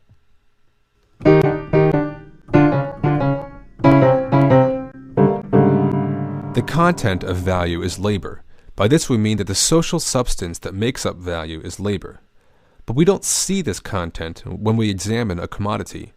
No matter how we may poke, prod, smell it, or take it apart, we can't see its social content. That's because this content takes a material form. This form is exchange value. When we say it takes a material form, we mean this literally. The value of the book takes on the form of pencils, or tires, or baritones. So Marx makes a distinction between the content of value, labor, and the form of value, which is exchange value. This means that value and exchange value are different. And since price is just a special form of exchange value, price and value are different. Prices are just the surface appearance of value, but this value has no fixed physical form independent of its material expression in pencils, tires, or money. We only see the form of value, not the content. For Smith and Ricardo, price is immediately identifiable with value. This is what Marx means when he says they reduced form to content. They treated the content of value, labor, as if it immediately had an exchange value. They failed to understand that value is a process whereby labor takes on the material form of exchange value. But these exchange ratios are not value. They are merely the expression of this third thing, called intrinsic value. This allows Marx to examine the ways in which prices fluctuate around values, which allows him to solve some theoretical problems that eluded his predecessors. It also leads him to ask an important question that Smith and Ricardo had never asked. What type of labor produces value? Because Smith and Ricardo saw labor and price as identical, they assumed all labor, in all times, created value. As we know, these sort of appeals to universality and eternal concepts are problematic. It is only a specific type of labor that produces value, labor for exchange. And thus, only a specific type of society, in which there is a regular, predictable, disciplining of labor to the needs of market exchange, can be a society ruled by the law of value. In case it's not obvious, there's a central ideological issue at stake in this distinction between the general and the particular. It's quite simple. Things that are universal can't be changed. There's no use organizing, studying, reading, or complaining about them. If human beings are always a certain way, then that's just how it is. But if we want to change the world, we need to know what aspects of our reality are not universal. What things are merely the product of the organization of our social relations. what things might change under a different type of organization. In a capitalist society, much of the world of appearances comes from our experience in the market, in the realm of exchange. But from this one-sided perspective, we aren't able to see the historic specificity of these market experiences. Without a perspective of the type of productive relations that underlie the freedom, equality, and individuality of the market, we end up making universalizing and inadequate generalizations about human nature. Such a one-sided perspective makes it seem as if we are trapped in the present, as if the problems of today are universal problems of all time, unable to be transcended.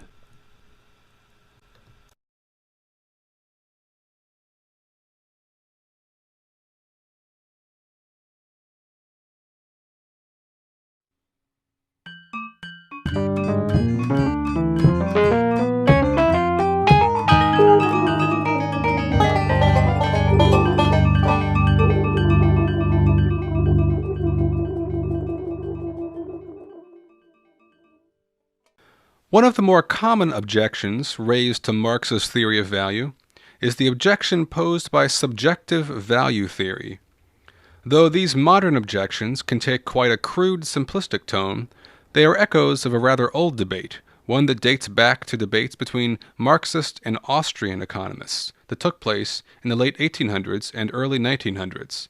Austrian thinkers like Baumbarwerk and Mises were staunch defenders of free markets and private property, seeing capitalism as the ultimate expression of human freedom. In response to the revolutionary challenge of Marx's economic ideas, they advanced an alternative view of economics in which economic value was not determined by human labor, but by the subjective evaluations of individuals. The Austrians called their theory subjective value theory, also known as marginal utility theory, and they called Marx's theory an objective value theory. Now, Marx himself never used this sort of language to describe his theory because such a simplistic dichotomy would have robbed his theory of much of its nuance and depth. Nevertheless, Marx's defenders often accepted this dichotomy, advancing a staunch defense of Marx's supposed objective value theory. But if we really want to understand Marx's theory of value, we need to dig a little deeper than this. At first, it may seem that this debate over value theory is purely an academic one, not so urgent an issue in these times of crisis and political upheaval. But value theory actually sits at the center of any theory of capitalism, and is therefore extremely relevant if we are to understand this crisis of capitalism. The subjective-objective debate is more than just an academic feud about how to theorize prices. It's a debate about two rival visions of the world, one deeply apologetic of capitalism, and one radically critiquing it. Though mainstream neoclassical economics has sought to distance itself from the particularly extreme capitalist apologetics of the Austrian school, both share a common origin in the theory of marginal utility. This economic crisis has brought to light the utter bankruptcy of mainstream economics, as its ideologues stutter and stumble in the face of an economic depression that doesn't fit into their models, bringing into question its most foundational theories, like the theory of marginal utility. In this crisis, it is important to understand the failures of the dominant ideology so that we know what we are fighting, and how not to replicate those mistakes in our own movements. Therefore, we will need to spend some time in this video laying out some of the fundamental failures of the subjective or marginalist approach to economics. The mantra of all ideologies is the phrase, "That's just the way things are." Econ professors and right-wing pundits love to use this phrase. When factories close, they tell us, "That's just the way things are." When people are poor and live in degradation, we are told that this is just the way of the market, and that nobody is to blame but the poor themselves. They can make this argument because their theory of the market is based on a theory of subjective value. If economic value is subjective, as the theory of marginal utility argues, then the marketplace is just a clearinghouse for our desires. It serves as a vast, unconscious, democratic network, adjusting needs and production with scarcity to provide the best possible organization of our competing subjectivities. The outcome of this market process can't be critiqued because it is just the spontaneous result of our desires. There is nobody to blame if something goes wrong. responsibility is dispersed between millions of individuals. The only thing we can critique, from the Austrian perspective, is those who try to interfere with this market process, like unions, social movements, or the government. If value is entirely subjective, then we can also have no theory of exploitation. The division of the social product into wages of workers, profit of capitalists, and rent to landlords is not explained by the power of these social classes. Instead, it is seen as the result of purely technical factors, like the scarcity of inputs relative to the subjective decisions made by workers and capitalists as they enter into free contracts. Rather than a theory of classes, we have a theory of pure individuals, all seen as equals in the market. And since individuals have always had subjective values, the subjectivists can argue that capitalism is the expression of universal human characteristics, and not a particular historical form subject to change. It is certainly true that when we go to the grocery store to spend our meager wages, we get to choose between Coke and Pepsi. But if this sort of choice is the ultimate horizon of human freedom, then we really haven't achieved much as a species. While subjectivists busy themselves with complex models of consumer behavior as we choose between Coke and Pepsi, they miss the fact that these choices happen within the context of larger institutional arrangements which we have no choice over at all. It is these larger structures that Marx is interested in: private property, wage labor, commodity exchange, and the law of value. For Marx, the market is a place where blind economic laws dominate over us, where subjects are powerless, and where objects, like money and commodities, are imbued with social powers. We are all hyper-aware of this fact today, as we watch the most powerful people and states in the world flounder helplessly in the face of this economic crisis. The law of value commands, people obey. Great confusion comes from the fact that the word value is used to mean two different things. Some people think that because you and I make personal value judgments when we go shopping, that these judgments must be the source of the value of commodities. But the personal value judgments we make in our heads are not the same as the exchange values of commodities. Commodities have exchange values, the quantitative ratios in which they exchange with other commodities. People make value judgments which are not measurable or quantitative. Just because we use the same word, value, for both phenomena, doesn't mean that they are the same thing or that there is any relation between the two at all. Such relation has to be proven. Many logical mistakes are made by people who don't distinguish between these two uses of the same word. Don't be one of those people. Now, subjective value theory argues that we can understand exchange ratios solely through a theory of the subjective psychological motives of consumers. Now, its attempt to do so is fatally flawed, shot through with unwarranted assumptions, shoddy abstractions, and circular logic. Let's take a look at some of those problems now.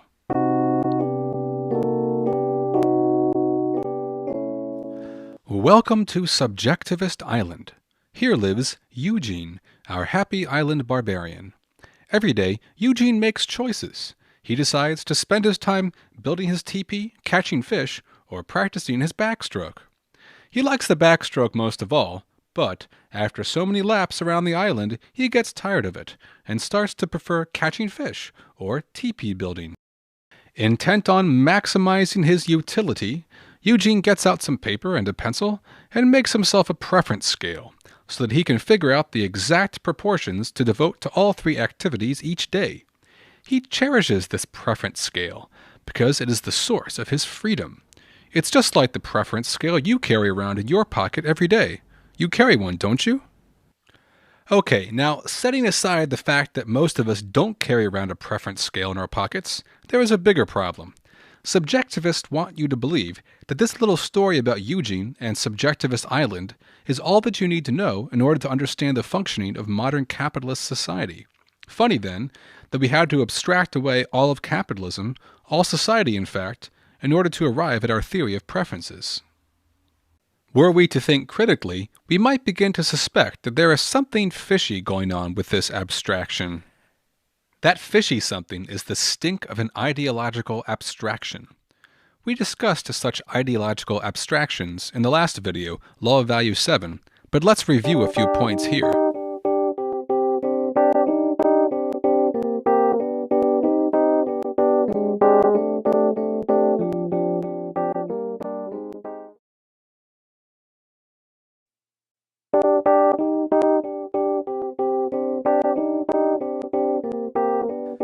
The point of a dominant ideology is to make it seem like the present order of things is a universal order, that the status quo is the natural expression of things, unchangeable.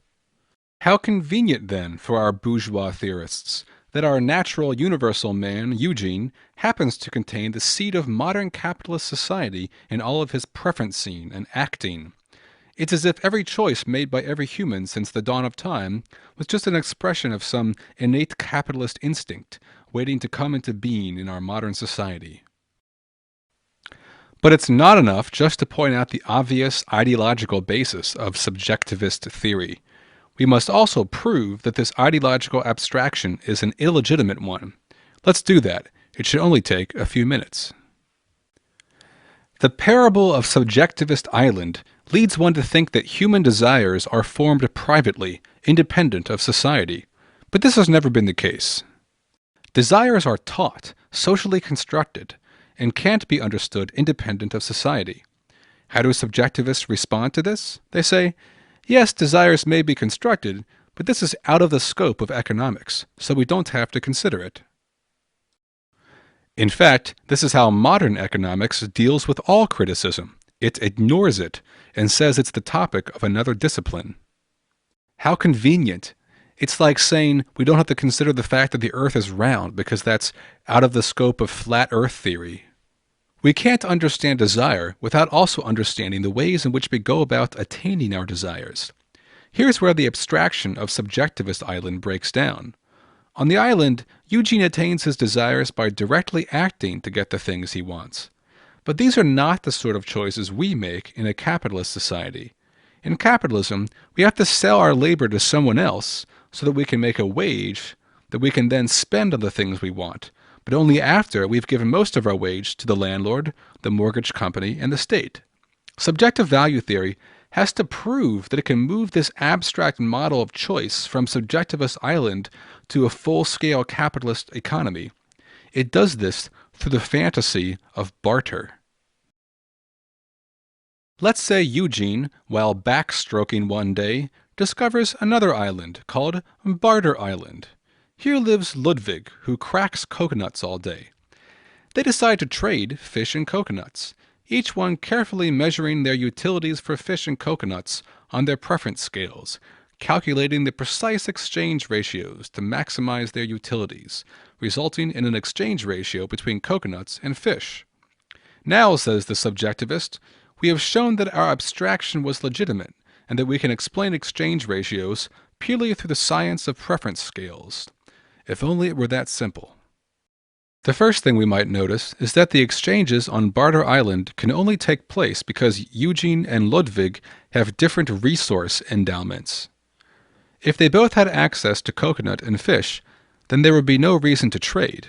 In order for trade to continue in a sustained way, trade must reproduce these differences.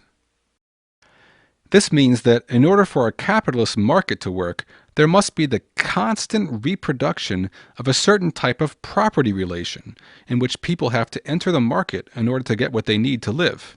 Specifically, people must be deprived of their own means of production, forced to enter the market to sell their labor in order to buy the things they need. This property relation must be continually reproduced through exchange so that there is always scarcity and people are always dependent on the market. Thus, we can see that something very sneaky has been done. What is it? We were trying to form a theory of barter based solely on subjective preferences, when all of a sudden, we realized we needed to assume a certain type of property relation in order to make any sense of it. Thus, abstracting away property relations and forming a theory of exchange without them is impossible and illegitimate. Even more damning is the fact that capitalist societies don't have anything to do with barter.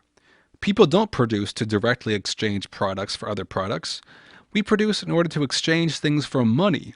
Money is an intermediary in all economic activity. So it makes no sense to say we measure our subjective utility for coconuts against fish when exchanging. We measure everything against money. When you are in the supermarket calculating your preference scales with the Preference app on your iPhone, you aren't just considering your preference for fish and coconuts in the abstract, as if on a desert island. You are also considering the market prices of these commodities. This market price already exists before you make your subjective value judgments. But this is problematic. Subjective valuations were supposed to explain price, but now we have to assume the prior existence of prices in order to explain subjective value judgments. It seems we are stuck in a big, messy circle. And if we are exchanging everything for money, then we must have a utility for money, right? But money has no direct utility. It's not even good for blowing your nose on. The value of money is what it will buy. And this is not set by our preferences, but instead reflects the relation of money to all other commodities, reflecting the vast interpenetration of millions of markets all over the world. There is no such thing as a personal utility for money, because money's value is already established by forces beyond our control. And there are more difficulties presented to subjective value theory by the presence of money. On Barter Island, Eugene and Ludwig had direct knowledge of what they were getting from each exchange. But in our world, we don't know exactly how much everything is going to exchange for ahead of time. When we sell a product in the market, we don't know exactly what products we will be able to buy with that income. There's a high degree of uncertainty. But with so much uncertainty, how are we ever to form those nice rational preference scales where we've perfectly calculated the exact utility relations of all commodities to each other? We can't. It seems that every time we try to abstract away property relations and production relations, they end up sneaking back into the picture. This is because it is absolutely illegitimate to try to explain capitalism without a theory of social relations between people as they actively produce the world they live in. Luckily, we have a better theory, and that's the theory of Karl Marx. In the real world, outside of the fantasies of bourgeois economics, subjects and objects have no meaning apart from their relations to each other. There is no such thing as a subjective individual floating in a vacuum. We develop our subjectivity through our relation to the objective world we inhabit. And the objective world can't be understood apart from the actions of societies of individuals who transform this world, bending it to their will, giving it meaning. Subjects and objects always exist in a relation, deriving their meaning from this relation. On Subjectivist Island, it seems like subjects form their value judgments through passive contemplation before they act on them. Judging happens first and then action. In the real world, we can only understand our subjective preferences once we understand the active process by which people relate to and transform the world. People work on nature. We chop trees and make houses. We build cars and dig up oil to power them. In transforming the objective world, we also transform ourselves. The modes by which we work upon the world determine our views of the world, the sort of values, needs, and desires we have in this world, and the manner in which we pursue these desires. These different modes of producing have changed throughout history, each mode producing very different sorts of societies with very different value systems. These different modes of relating to and transforming the world Marx calls modes of production. Capitalism is certainly not the first mode of production characterized by extreme inequality, war, exploitation, and instability. These qualities are part of all class societies. What is unique about capitalism is the way this domination of one class over another takes the form of relations between commodities. This is due to a particularly unique subject-object relation in capitalism, something Marx calls subject-object inversion. We will return to this in a moment.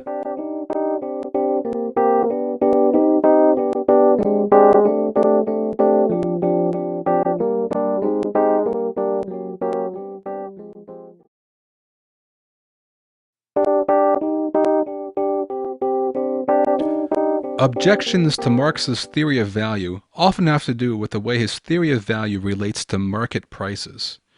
If value comes from the amount of labor that goes into producing things, then how do we explain the fact that a rise or fall in demand changes market prices? The fact that demand influences price makes it seem like subjective decisions influence value as much as labor time. The value-price relation is a complex one, and I will deal with it in greater detail in a future video, Law of Value 11. But a few remarks are in order here. We've actually covered this ground briefly before in Law of Value 3, where we talked about the way private labor becomes social labor. Private labor is the amount of labor an individual worker devotes to the production of a commodity. The goal of the worker is for her private labor to become social labor, that is, that her commodity be sold in the market and thus be equated with all other commodities in the market, making her labor part of the total social labor of society. But this isn't so easy. Because production is only coordinated through the fluctuation of market signals, it is always uncertain whether commodities will be sold and whether private labor will become social labor. As we've seen in previous videos, in order for private labor to become social, it must produce at the socially necessary labor time. Socially necessary labor time is a way in which the social level of productivity acts back upon the private labor of the individual, disciplining the individual to work at the social average.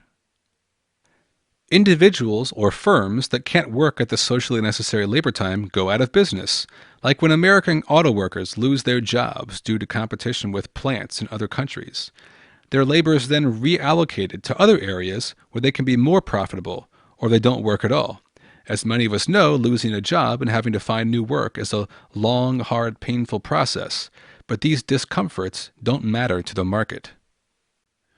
The market treats all labor like digits in a calculator, anonymous units to be moved around in search of profit. The gap between private labor and social labor is the mechanism by which labor is moved around and reapportioned through the blind forces of the market in the absence of a social plan. Now, all of this should sound familiar, but what does this have to do with the relation between demand changes and price? Well, the same process of reapportioning labor happens with changes in demand. Just like the need to produce at the socially necessary labor time, society must also apportion the right amount of labor to produce the right amount of things so that markets don't become oversaturated or understocked. If the supply of elevator music exceeds demand, then some of this music will remain unsold, and some of this private labor will not become social. Producers will be forced to move their labor elsewhere. This apportioning of labor happens through the fluctuation of price. This does not mean that demand creates value. Demand hasn't created anything. It has merely indicated through price signals that labor needs to be reallocated. This is how demand affects the distribution of social labor in a society coordinated through the fluctuations of prices. This distribution is only possible because there is a relation between price and labor time. So we can show that demand, rather than creating value, is part of the reallocation of labor that is implied in the gap between private and social labor. But we can also take this analysis further and show how demand itself is produced in capitalism. From the perspective of Subjectivist Island, it seems like demand is the product of free, independent minds, viewing reality from some distant, objective standpoint. But in reality, our subjectivity is a part of the mode of production. This is nowhere more apparent than in the capitalist mode of production. In capitalism, the only type of demand that counts is effective demand, that is, demand backed up by purchasing power. Consumer demand comes from wages paid to workers. That means we can't understand demand without first understanding wage labor and exploitation.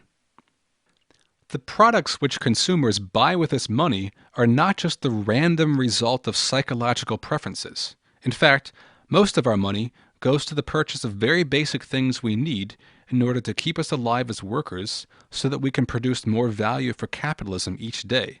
Rent, food, clothes. These are needs and desires dictated to us by capitalism for the purpose of perpetuating capitalism, not the abstract psychological preferences of isolated individuals. But the bulk of demand in society comes not from consumers, but from capitalists. You and I buy toothbrushes and pay rent. Capitalists buy factories, assembly lines, natural resources, and private armies. This demand has nothing to do with the personal preferences of capitalists. It has to do with the technical requirements of production, the amount of inputs it takes to make a widget at the socially necessary labor time. Some people think that capitalists enter production only in order to meet the demands of consumers. This is a myth. The advertising industry is the best refutation of this myth. Capitalists produce in order to make a profit. Then they go looking for markets. Most of the time, they have to create the market by convincing people there is a need for their product. But capitalist firms also sell to each other, totally bypassing the need to find consumer markets. This all gives us a very different picture of the subject-object relation than we get in bourgeois economics. Rather than a free society of empowered individuals who are free to act upon their abstract desires and take full responsibility for their lot in life, Marx's critique of the capitalist mode of production reveals a world in which individuals are at the mercy of the coercive laws of the market. The sorts of superficial freedoms they have to choose between Coke and Pepsi pale in comparison to the disciplining of our lives to socially necessary labor time and the pursuit of profit.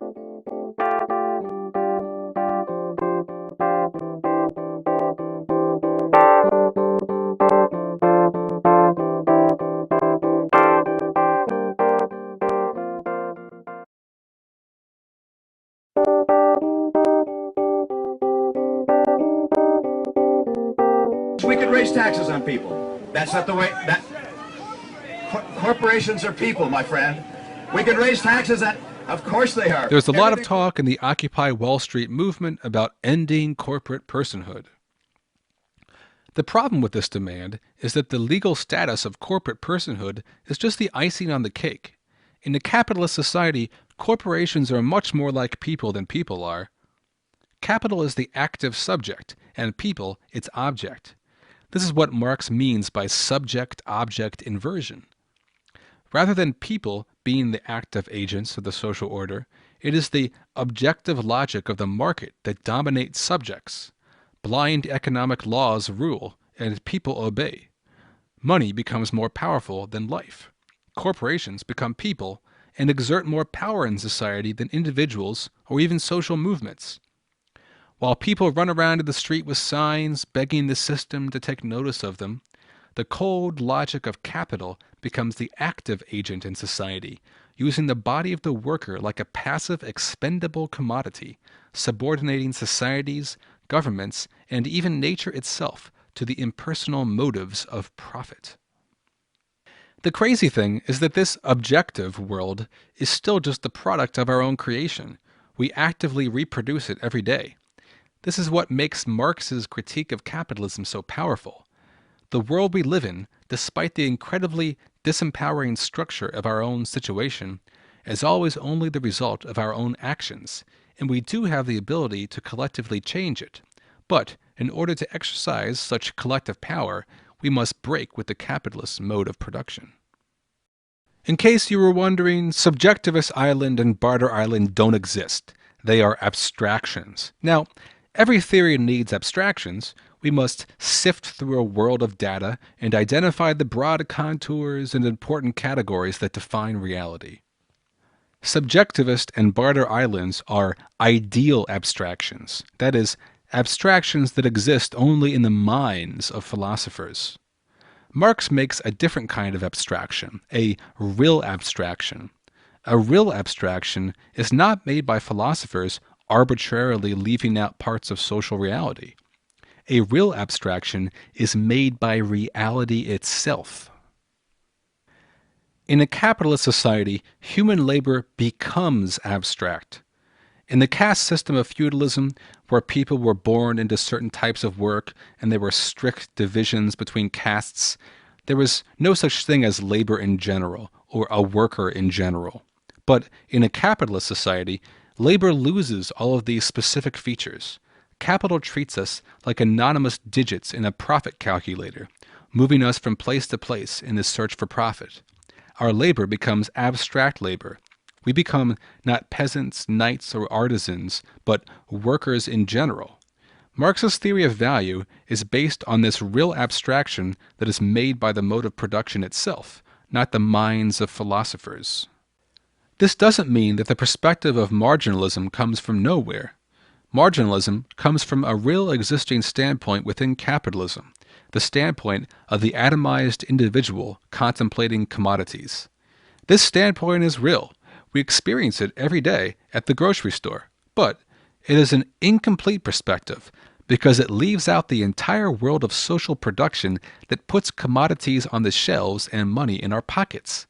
This perspective is the perspective of commodity fetishism, in which the social power of our own labor takes the form of inherent properties of objects. But in times of economic crisis, we see cracks in the walls of this reality. Old ways of thinking lose their relevance.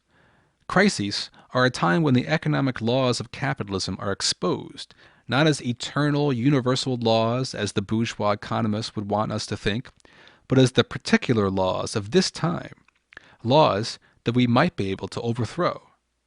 As the law of value breaks down, as people start to question the order of things, the capitalist state must enter the picture, replacing the failing law of value with the brutal law of the state. The charming, freedom-loving world of the market apologists is revealed for what it really is, an exploitative order based on violence. Like a schoolyard bully, a system is always the most violent when its weakness is exposed. When the law of value breaks down, the politics begin. Subjects must become active. This can be the politics of the ruling class as it scrambles to reassert the status quo, or it can be the politics of radical movements that posit the possibility for new social orders.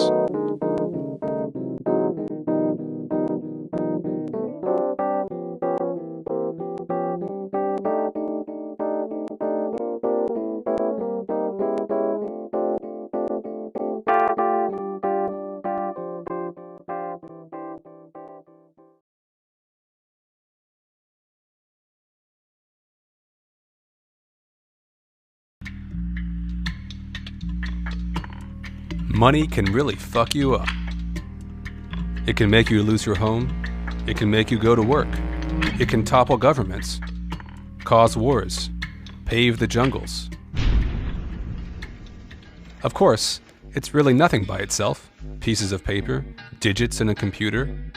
And of course, money doesn't literally take away homes, topple governments, cause wars, or fuck you up. People do these things. Money, then, seems to have a strange power to compel people to do things. It has a certain social power. What kind of social power does money have? It seems to have any social power we might want it to have. In a society in which social life is coordinated by market exchange, money has the ability to buy any aspect of this social life, to compel any action, to coordinate any complex activity. The more money we have, the greater our ability to command this social power. This is a non-specific power. It is not tied to any particular activity, commodity, or person. It is social power in the abstract. This is not social power in the form of guns or tanks. It is social power in the form of these strange tokens of value used to measure the quantitative relations between commodities. This abstract social power goes by another name, value. The subordination of society to the rule of value we call the law of value. In other times and places, social power took the form of a sword. It was direct, concrete. But value is not like this. It is abstract. We do not know where it comes from or where it's going. It does not come from the 1%. It does not come from the Fed. It comes from a specific organization of society. What sort of organization of society is necessary for the existence of this value in the abstract? This is not just an academic question. This question gets to the heart of how we understand capitalism and how we envision alternatives to capitalism. Oftentimes, we hear quite different recipes for ending the rule of capital: abolishing private property, ending wage labor, capturing the state, smashing the state, democratizing money, ending money, and so on.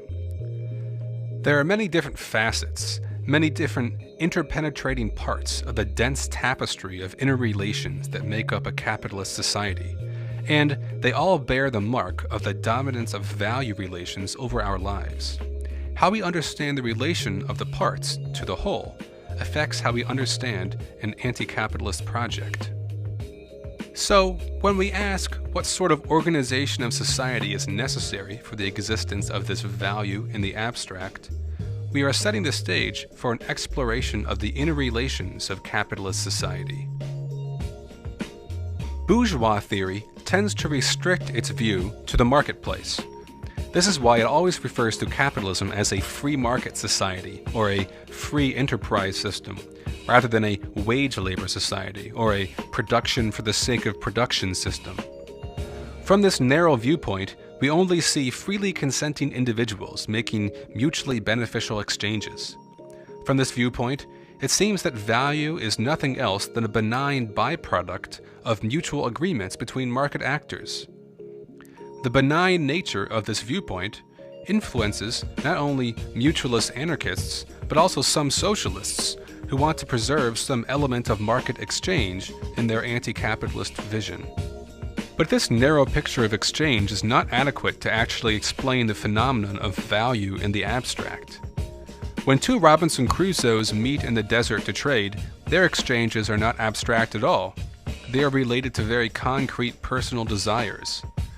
It is quite another thing in a society organized through exchange, where we can observe regular, predictable exchange ratios between commodities. In order for us to form predictable, reliable exchange ratios between things, there must be some predictable knowledge of the quantity of things we have to exchange, how much we will have tomorrow, and so on. We must have some predictable supply.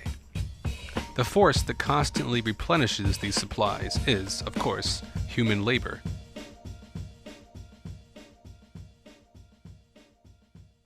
This brings us to a fuller picture of our society ruled by abstractions. Rather than just a society of free exchange, it is also a society in which this exchange is regulated by production. The production of commodities by people creates both the demand for and supply of these commodities. The exchange ratios between commodities, their values, are signals which coordinate this social labor process. Thus, we have a society in which exchange and production constantly regulate each other. Behind the movement of commodity values in the market lies a parallel process of the movement of labor from one task to another. The social power of money, of value, lies in its ability to move about this labor.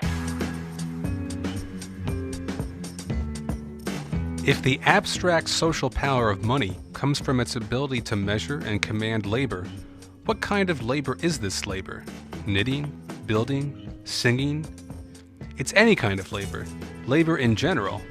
Abstract labor. We began by asking what sort of society makes the rule of abstractions possible, makes the law of value possible. After penetrating the surface appearance of market exchanges, we found that it is a society in which value relations between commodities are directly related to the labor that produces these commodities. And now we have seen that the abstractness of these value relations is paralleled by the abstract nature of labor. Does this answer our question as to what sort of society makes such abstractions possible? No. Marx is sometimes taken to task for his concept of abstract labor. How is it possible, some ask, for Marx to theoretically equate all of these different sorts of labors, manual and intellectual labor, skilled and unskilled labor? Labor is never abstract, they argue, but it is always a specific type of labor. Marx's reply is typical of Marx.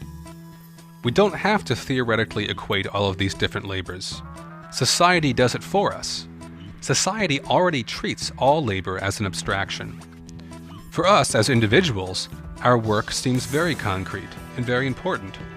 But when we suddenly lose our job because of an economic crisis, when we see jobs move to other countries, when we see entire skill sets replaced by machines, we realize that our own livelihood means nothing to capitalism. For capital, our work is just an abstract unit in a giant profit calculator. We are just another digit to be moved around. In this sense, though our work seems very specific and concrete to us, for capitalism, it is completely abstract. All that matters is that it produces value. If abstract labor is not a philosophical idea, but a real phenomenon, a real abstraction that is made by capitalism itself, then that leads us to ask again, what sort of society makes this possible? The answer is this. In order for our labor to become abstract units in the profit calculator of capitalism, capital must own our work. Our working time must be a commodity. A society ruled by the law of value requires wage labor. People are not commodities, but their ability to work is. This is called labor power. We said that the buying and selling of commodities regulates the division of labor, sending signals that apportion labor between different tasks. This can only happen if labor power itself is also a commodity to be bought and sold, moved about. Wage labor is the mechanism by which the hidden hand of the market moves labor inputs about. We finally have an answer that seems adequate to our initial question, what sort of society makes possible the law of value, the subordination of society to the abstraction of value? We see that this abstraction of value is tied to the abstraction of labor. And this abstract labor relies on the existence of labor power as a commodity. When labor power is a commodity, then the specific uses of that labor become irrelevant to capital. All that is important is that profit can be produced by exploiting this labor. It doesn't matter if this labor knits sweaters or makes guns. It doesn't matter if we work 80-hour weeks or work dangerous jobs. It doesn't matter when the mines collapse on us. It doesn't matter when we are replaced by robots or when our jobs move somewhere else. It doesn't matter when unemployment drives down our wages. Our work is just an input into the production of value, of social power. Capital is the expansion of this value, of this social power, for its own sake, not for any particular purpose. Value is a social power because it commands people. It buys their time and commands them to do its bidding. It does this not for the sake of the worker or the consumer. It does this not for the sake of the 99% or the 1%. It does this for the sake of producing value for its own sake. It has no human purpose, though there are some humans that benefit greatly from this process. Yet, our answer to this question still points to other questions. What sort of society is necessary in order for wage labor to be the dominant form of labor? We must have a society in which people don't have access to their own means of production, but instead must sell their labor power in the market in order to survive. This requires private property, a capitalist state to guard this property, and lots of drugs and smooth jazz to keep us passive. This is why, whenever the law of value seems to be breaking down, like in an economic crisis, the state must step in to restore the smooth functioning of value relations.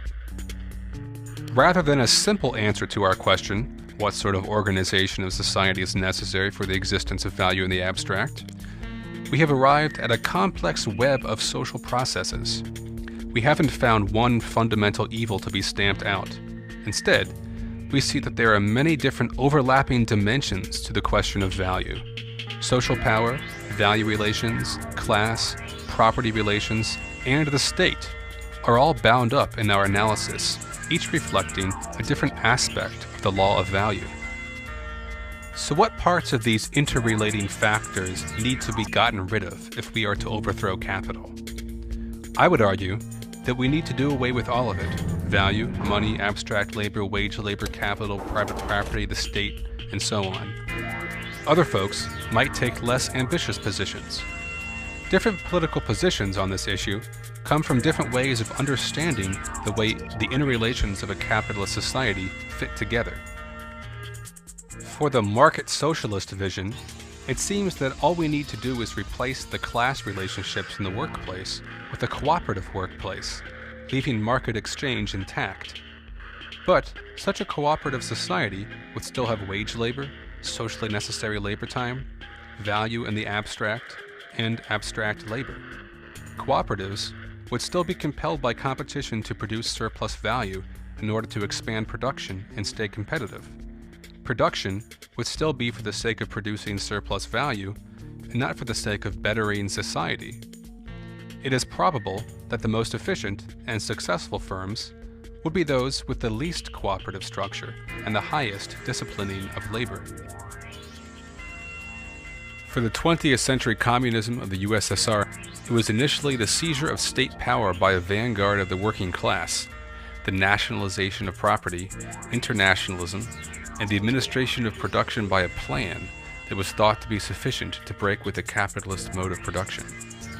Yet the plans of the planners soon began to resemble the most despotic plans of the capitalist workplace.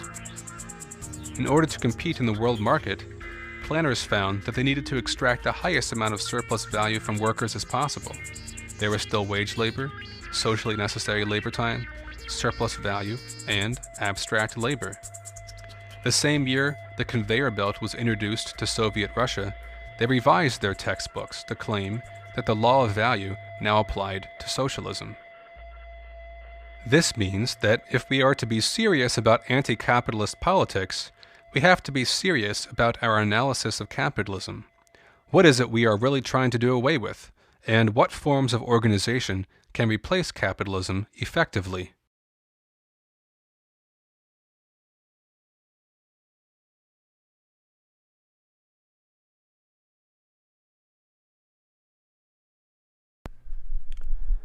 The word abstract can mean many different things. A painting is abstract if it doesn't have any references to representational objects. An idea is abstract if it moves out of the realm of the concrete example and deals with general principles. When Marx talks about abstract labor, as we discussed in video 9, he is using the term in a unique way. For Marx, the abstraction that is abstract labor is not one that happens in the minds of philosophers. It is one that happens in reality. It is a real abstraction. This seems an interesting enough proposition to warrant this brief supplementary video on the topic of abstraction.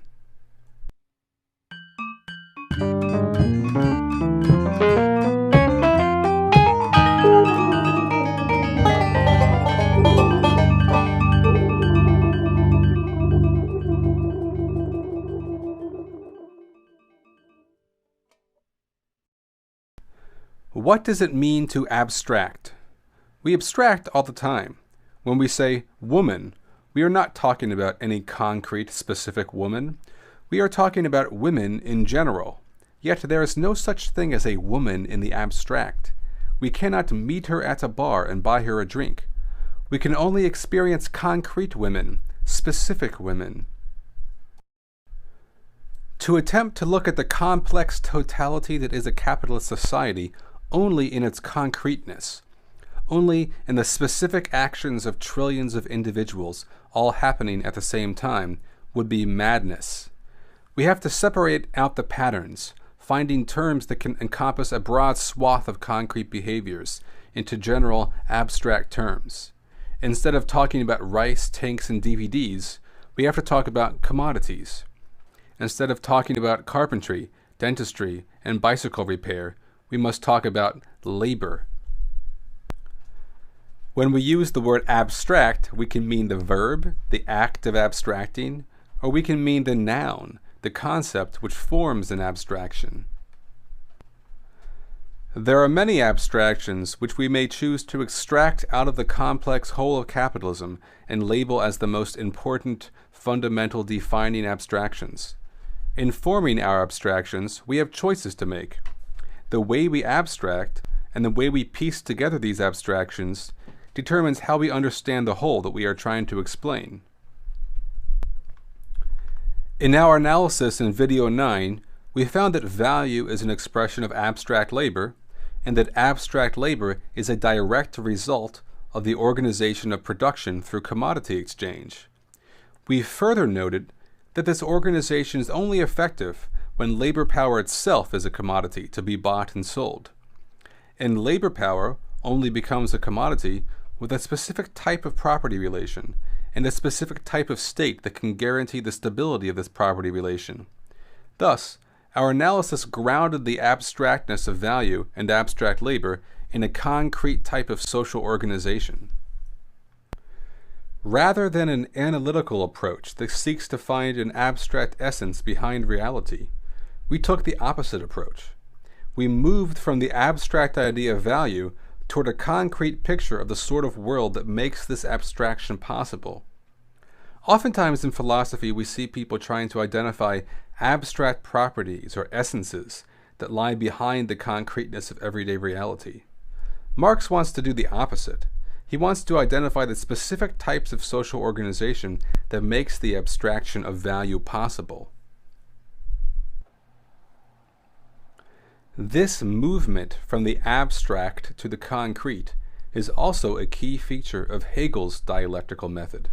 Yet, there is something quite distinctive to the way Marx uses this method. The way Marx's abstractions are grounded in the real social practices of capitalism. When we talked about the abstract term woman, we noted that we cannot ever meet women in general, but only specific women. However, we can meet value in general. In fact, we carry it around with us every day in our pocket. It is money. So the abstraction that is value is not a mental or philosophical one. It is a real one. This is why Marx begins his analysis of capitalism with an analysis of the value form. This also differentiates Marx's method from bourgeois methods of understanding capitalism. For Austrian economists like von Mises, it is the abstraction of free human action that is the foundational abstraction that frames his theory of capitalism. But we cannot ever see human action in the abstract. It is merely a philosophical device, and thus appears as an arbitrary starting point for a philosophical system, begging the charge of being an ideologically motivated starting point. Because abstract labor is a real abstraction, this means that the theoretical system that we build out of it is not just a question of logically extrapolating principles and ideas in our heads from a given starting point, like we would do in bourgeois philosophy. Rather, since the abstraction is a real one, we must proceed by trying to ground this abstraction in real social practice. It becomes an anthropological investigation. This is why, in video 9, the question that always propelled us forward in our analysis was, what sort of society makes this abstraction possible? We had to uncover a complex system of social practices that allowed such an abstraction to emerge. Such an approach of grounding our analysis in real social practice keeps us from falling into the trap of fetishism. We have talked about the fetishism of commodities in several videos, uncovering the different aspects of the fetish along the way. In one sense, the fetish is a bad abstraction. A fetish attaches the social power of the whole to an isolated, abstracted part of the whole.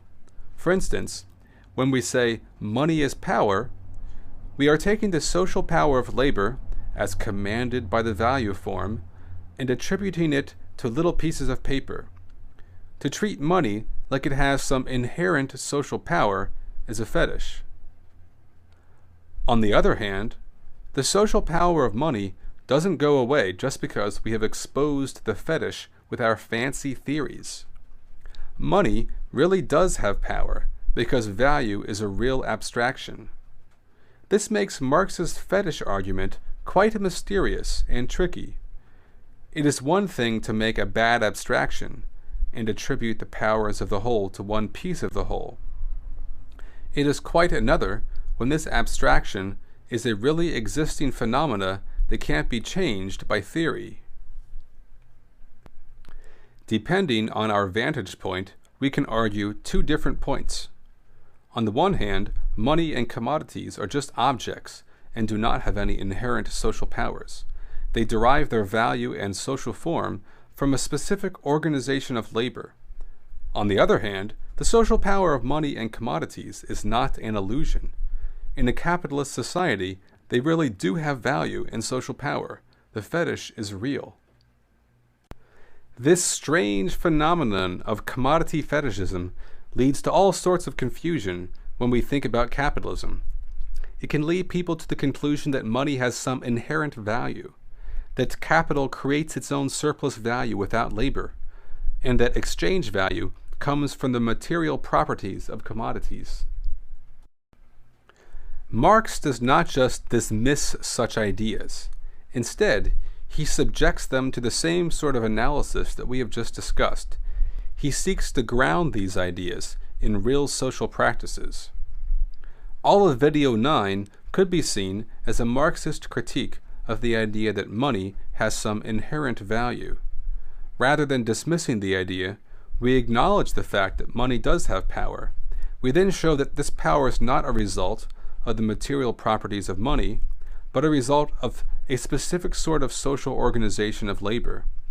Thus we can show that such an idea, the idea that money is power, is the result of a specific type of social relation.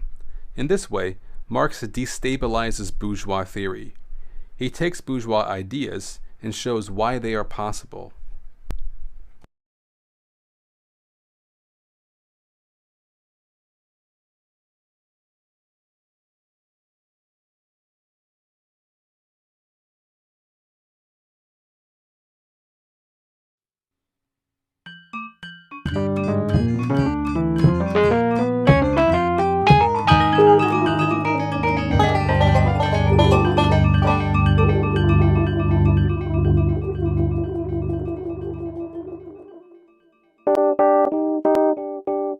Here's a yo-yo. Let's say it took an hour to make, parts and everything. And here's a bag of high fructose jelly beans. Let's say they took 20 minutes to make. What if they both sold for $5, despite having different labor contents? Wouldn't this be a big problem for Marx's value theory? When people get their panties in a bunch about price and value, it's over this issue of price and value not being the same all the time. Is this non-identity of value and price the end of Marx and the end of all radical politics? I hope not. After all, the reason we have two concepts, value and price, is because they are not the same. It is the relation between them that counts.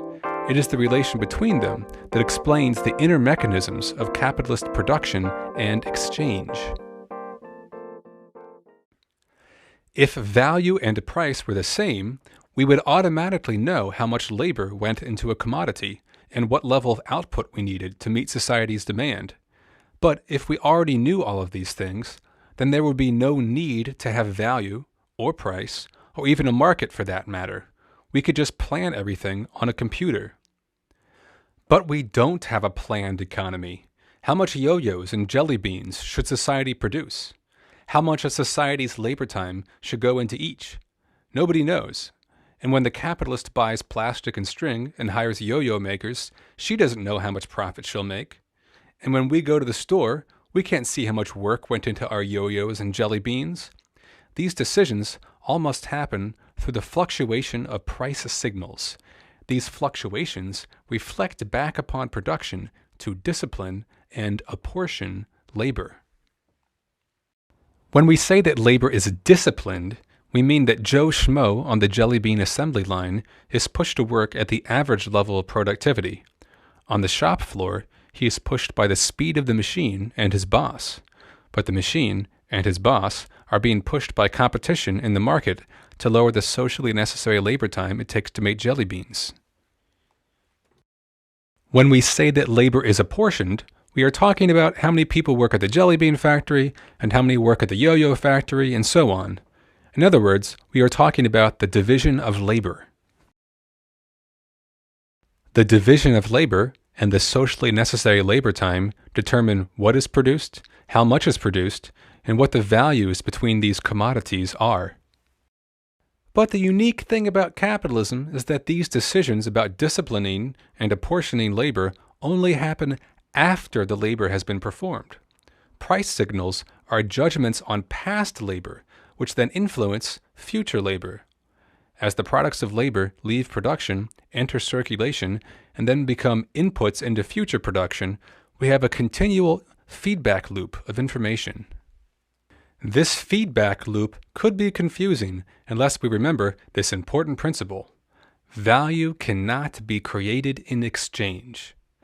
Once you understand this, almost everything else falls into place. Value is created in production by human labor. It takes the form of commodities with definite values. Commodities enter the marketplace where they acquire prices.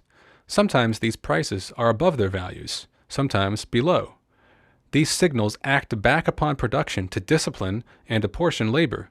Thus, the enormous complex division of labor in a capitalist society is coordinated through the value relations between the commodities. Because value cannot be created in exchange, this means that the exchange of commodities is a zero-sum game. If some commodities sell above values, then others must sell below. There can be no aggregate increase in value merely through the process of commodities changing owners. To have new value, there must be new labor. Unlike neoclassical theory, where prices arise merely from the collision of subjective motivations of individuals bartering, totally abstracting away from the production process, the Marxist theory of value and price directly links these phenomena to the need for society to reproduce itself through a capitalist division of labor.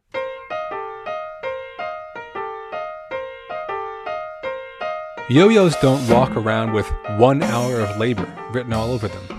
We only know the social value of a yo-yo through its money price.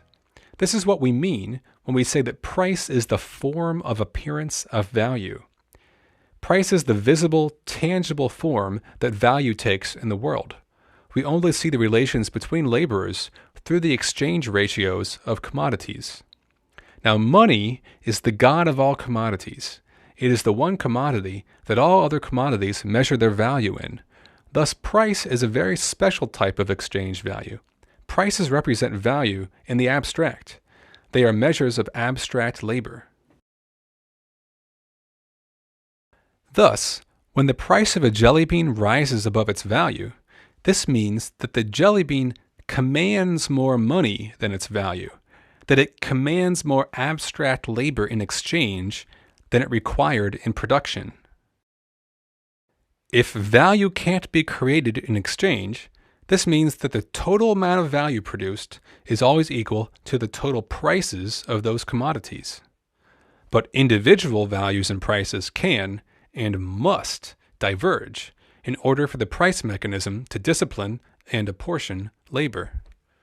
One of the main reasons that prices deviate from values is the constant fluctuations of demand and supply. As capital revolutionizes the productivity of labor, values change, output and prices change, and demand and supply fluctuate. If demand for jelly beans is higher than the supply, then the prices of jelly beans rise above their values. They command more abstract labor in exchange, and this triggers a reapportioning of labor to bring supply in line with demand. In the case of a monopoly, supply is kept artificially low so that prices rise and the monopolists get extra profit. If the supply and demand of yo-yos, jelly beans, and all other commodities magically balanced, then prices would actually equal values. But if this was the case, we wouldn't have much need for price. We'd automatically know how much labor input went into anything we demanded, and we could just organize everything on a computer without a market. Sometimes people think that profit comes from unequal exchange. This can be true for individuals, but not for society as a whole, because value cannot be created in exchange. One person's loss is another's gain. In order for there to be an aggregate increase in society's profit, there must be exploitation of workers for surplus value. In order to not confuse the isolated individual profits that can occur from unequal exchange with the surplus value generated from exploiting workers, Marx often suggests that we imagine that values equal prices. This simplification allows us to more easily see the origin of surplus value. This does not mean that Marx actually thinks that prices always equal value, or even that they gravitate toward that state over the long run. In fact, he says just the opposite, that demand and supply rarely meet, and that prices and values are rarely the same. Marx's argument about surplus value, and all of his other conclusions as well, are totally valid whether or not values equal price. Sometimes people think that by pointing to value-price divergences, they have somehow undermined the theory of surplus value. But this is an error, because the theory of surplus value does not require prices to always equal values. Before we move on, we should review the main points thus far. Value cannot be created in exchange, only moved around in exchange. Money is the measure of value. If a commodity sells above its value, this is the same as saying that it commands more labor in exchange than the labor that went into it.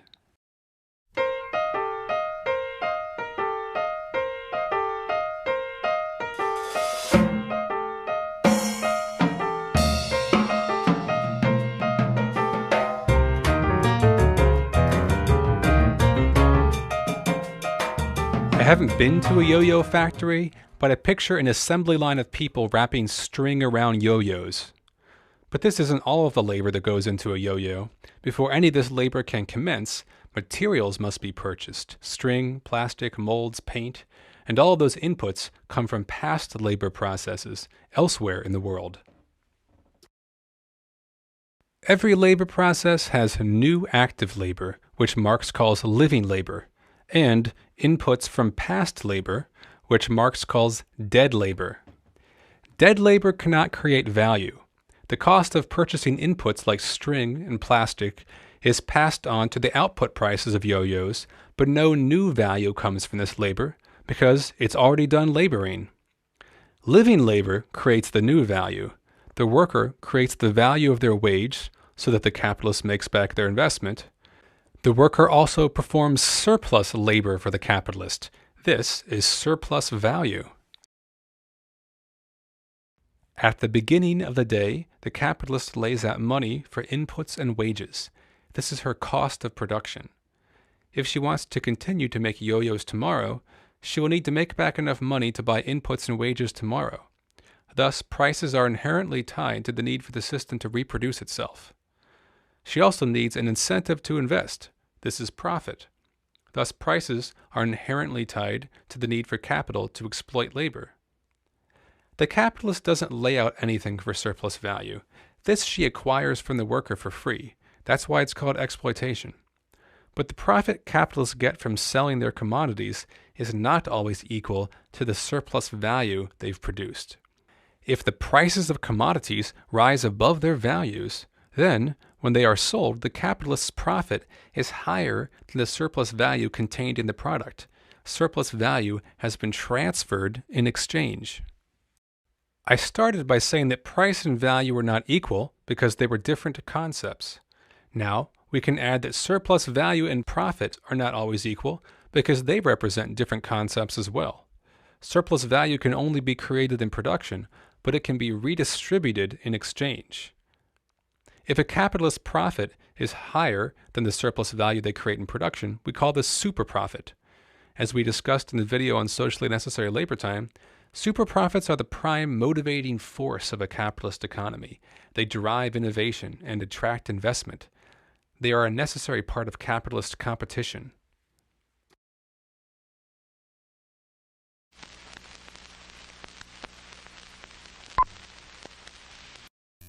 Now, if you really want to talk about surplus value being redistributed in exchange, then you have to talk about prices of production. It starts with a puzzle. Let's say jelly beans just take a tiny bit of living labor compared to all the dead labor that goes into the inputs. You basically buy a lot of sugar, corn syrup, and dye, and then you hire one person to push some buttons in a factory while machines turn that sugar into beans. But let's say that yo-yos take a lot more labor in comparison. You buy a little bit of plastic and string, and then you have to hire people to make the plastic molds, paint the yo-yos, and then let's not forget how long it takes to wind up a yo-yo. So the two industries have different proportions of living to dead labor. Since the yo-yo factory has a higher proportion of living labor, we can assume that the yo-yo factory must produce more surplus value than the jelly bean factory.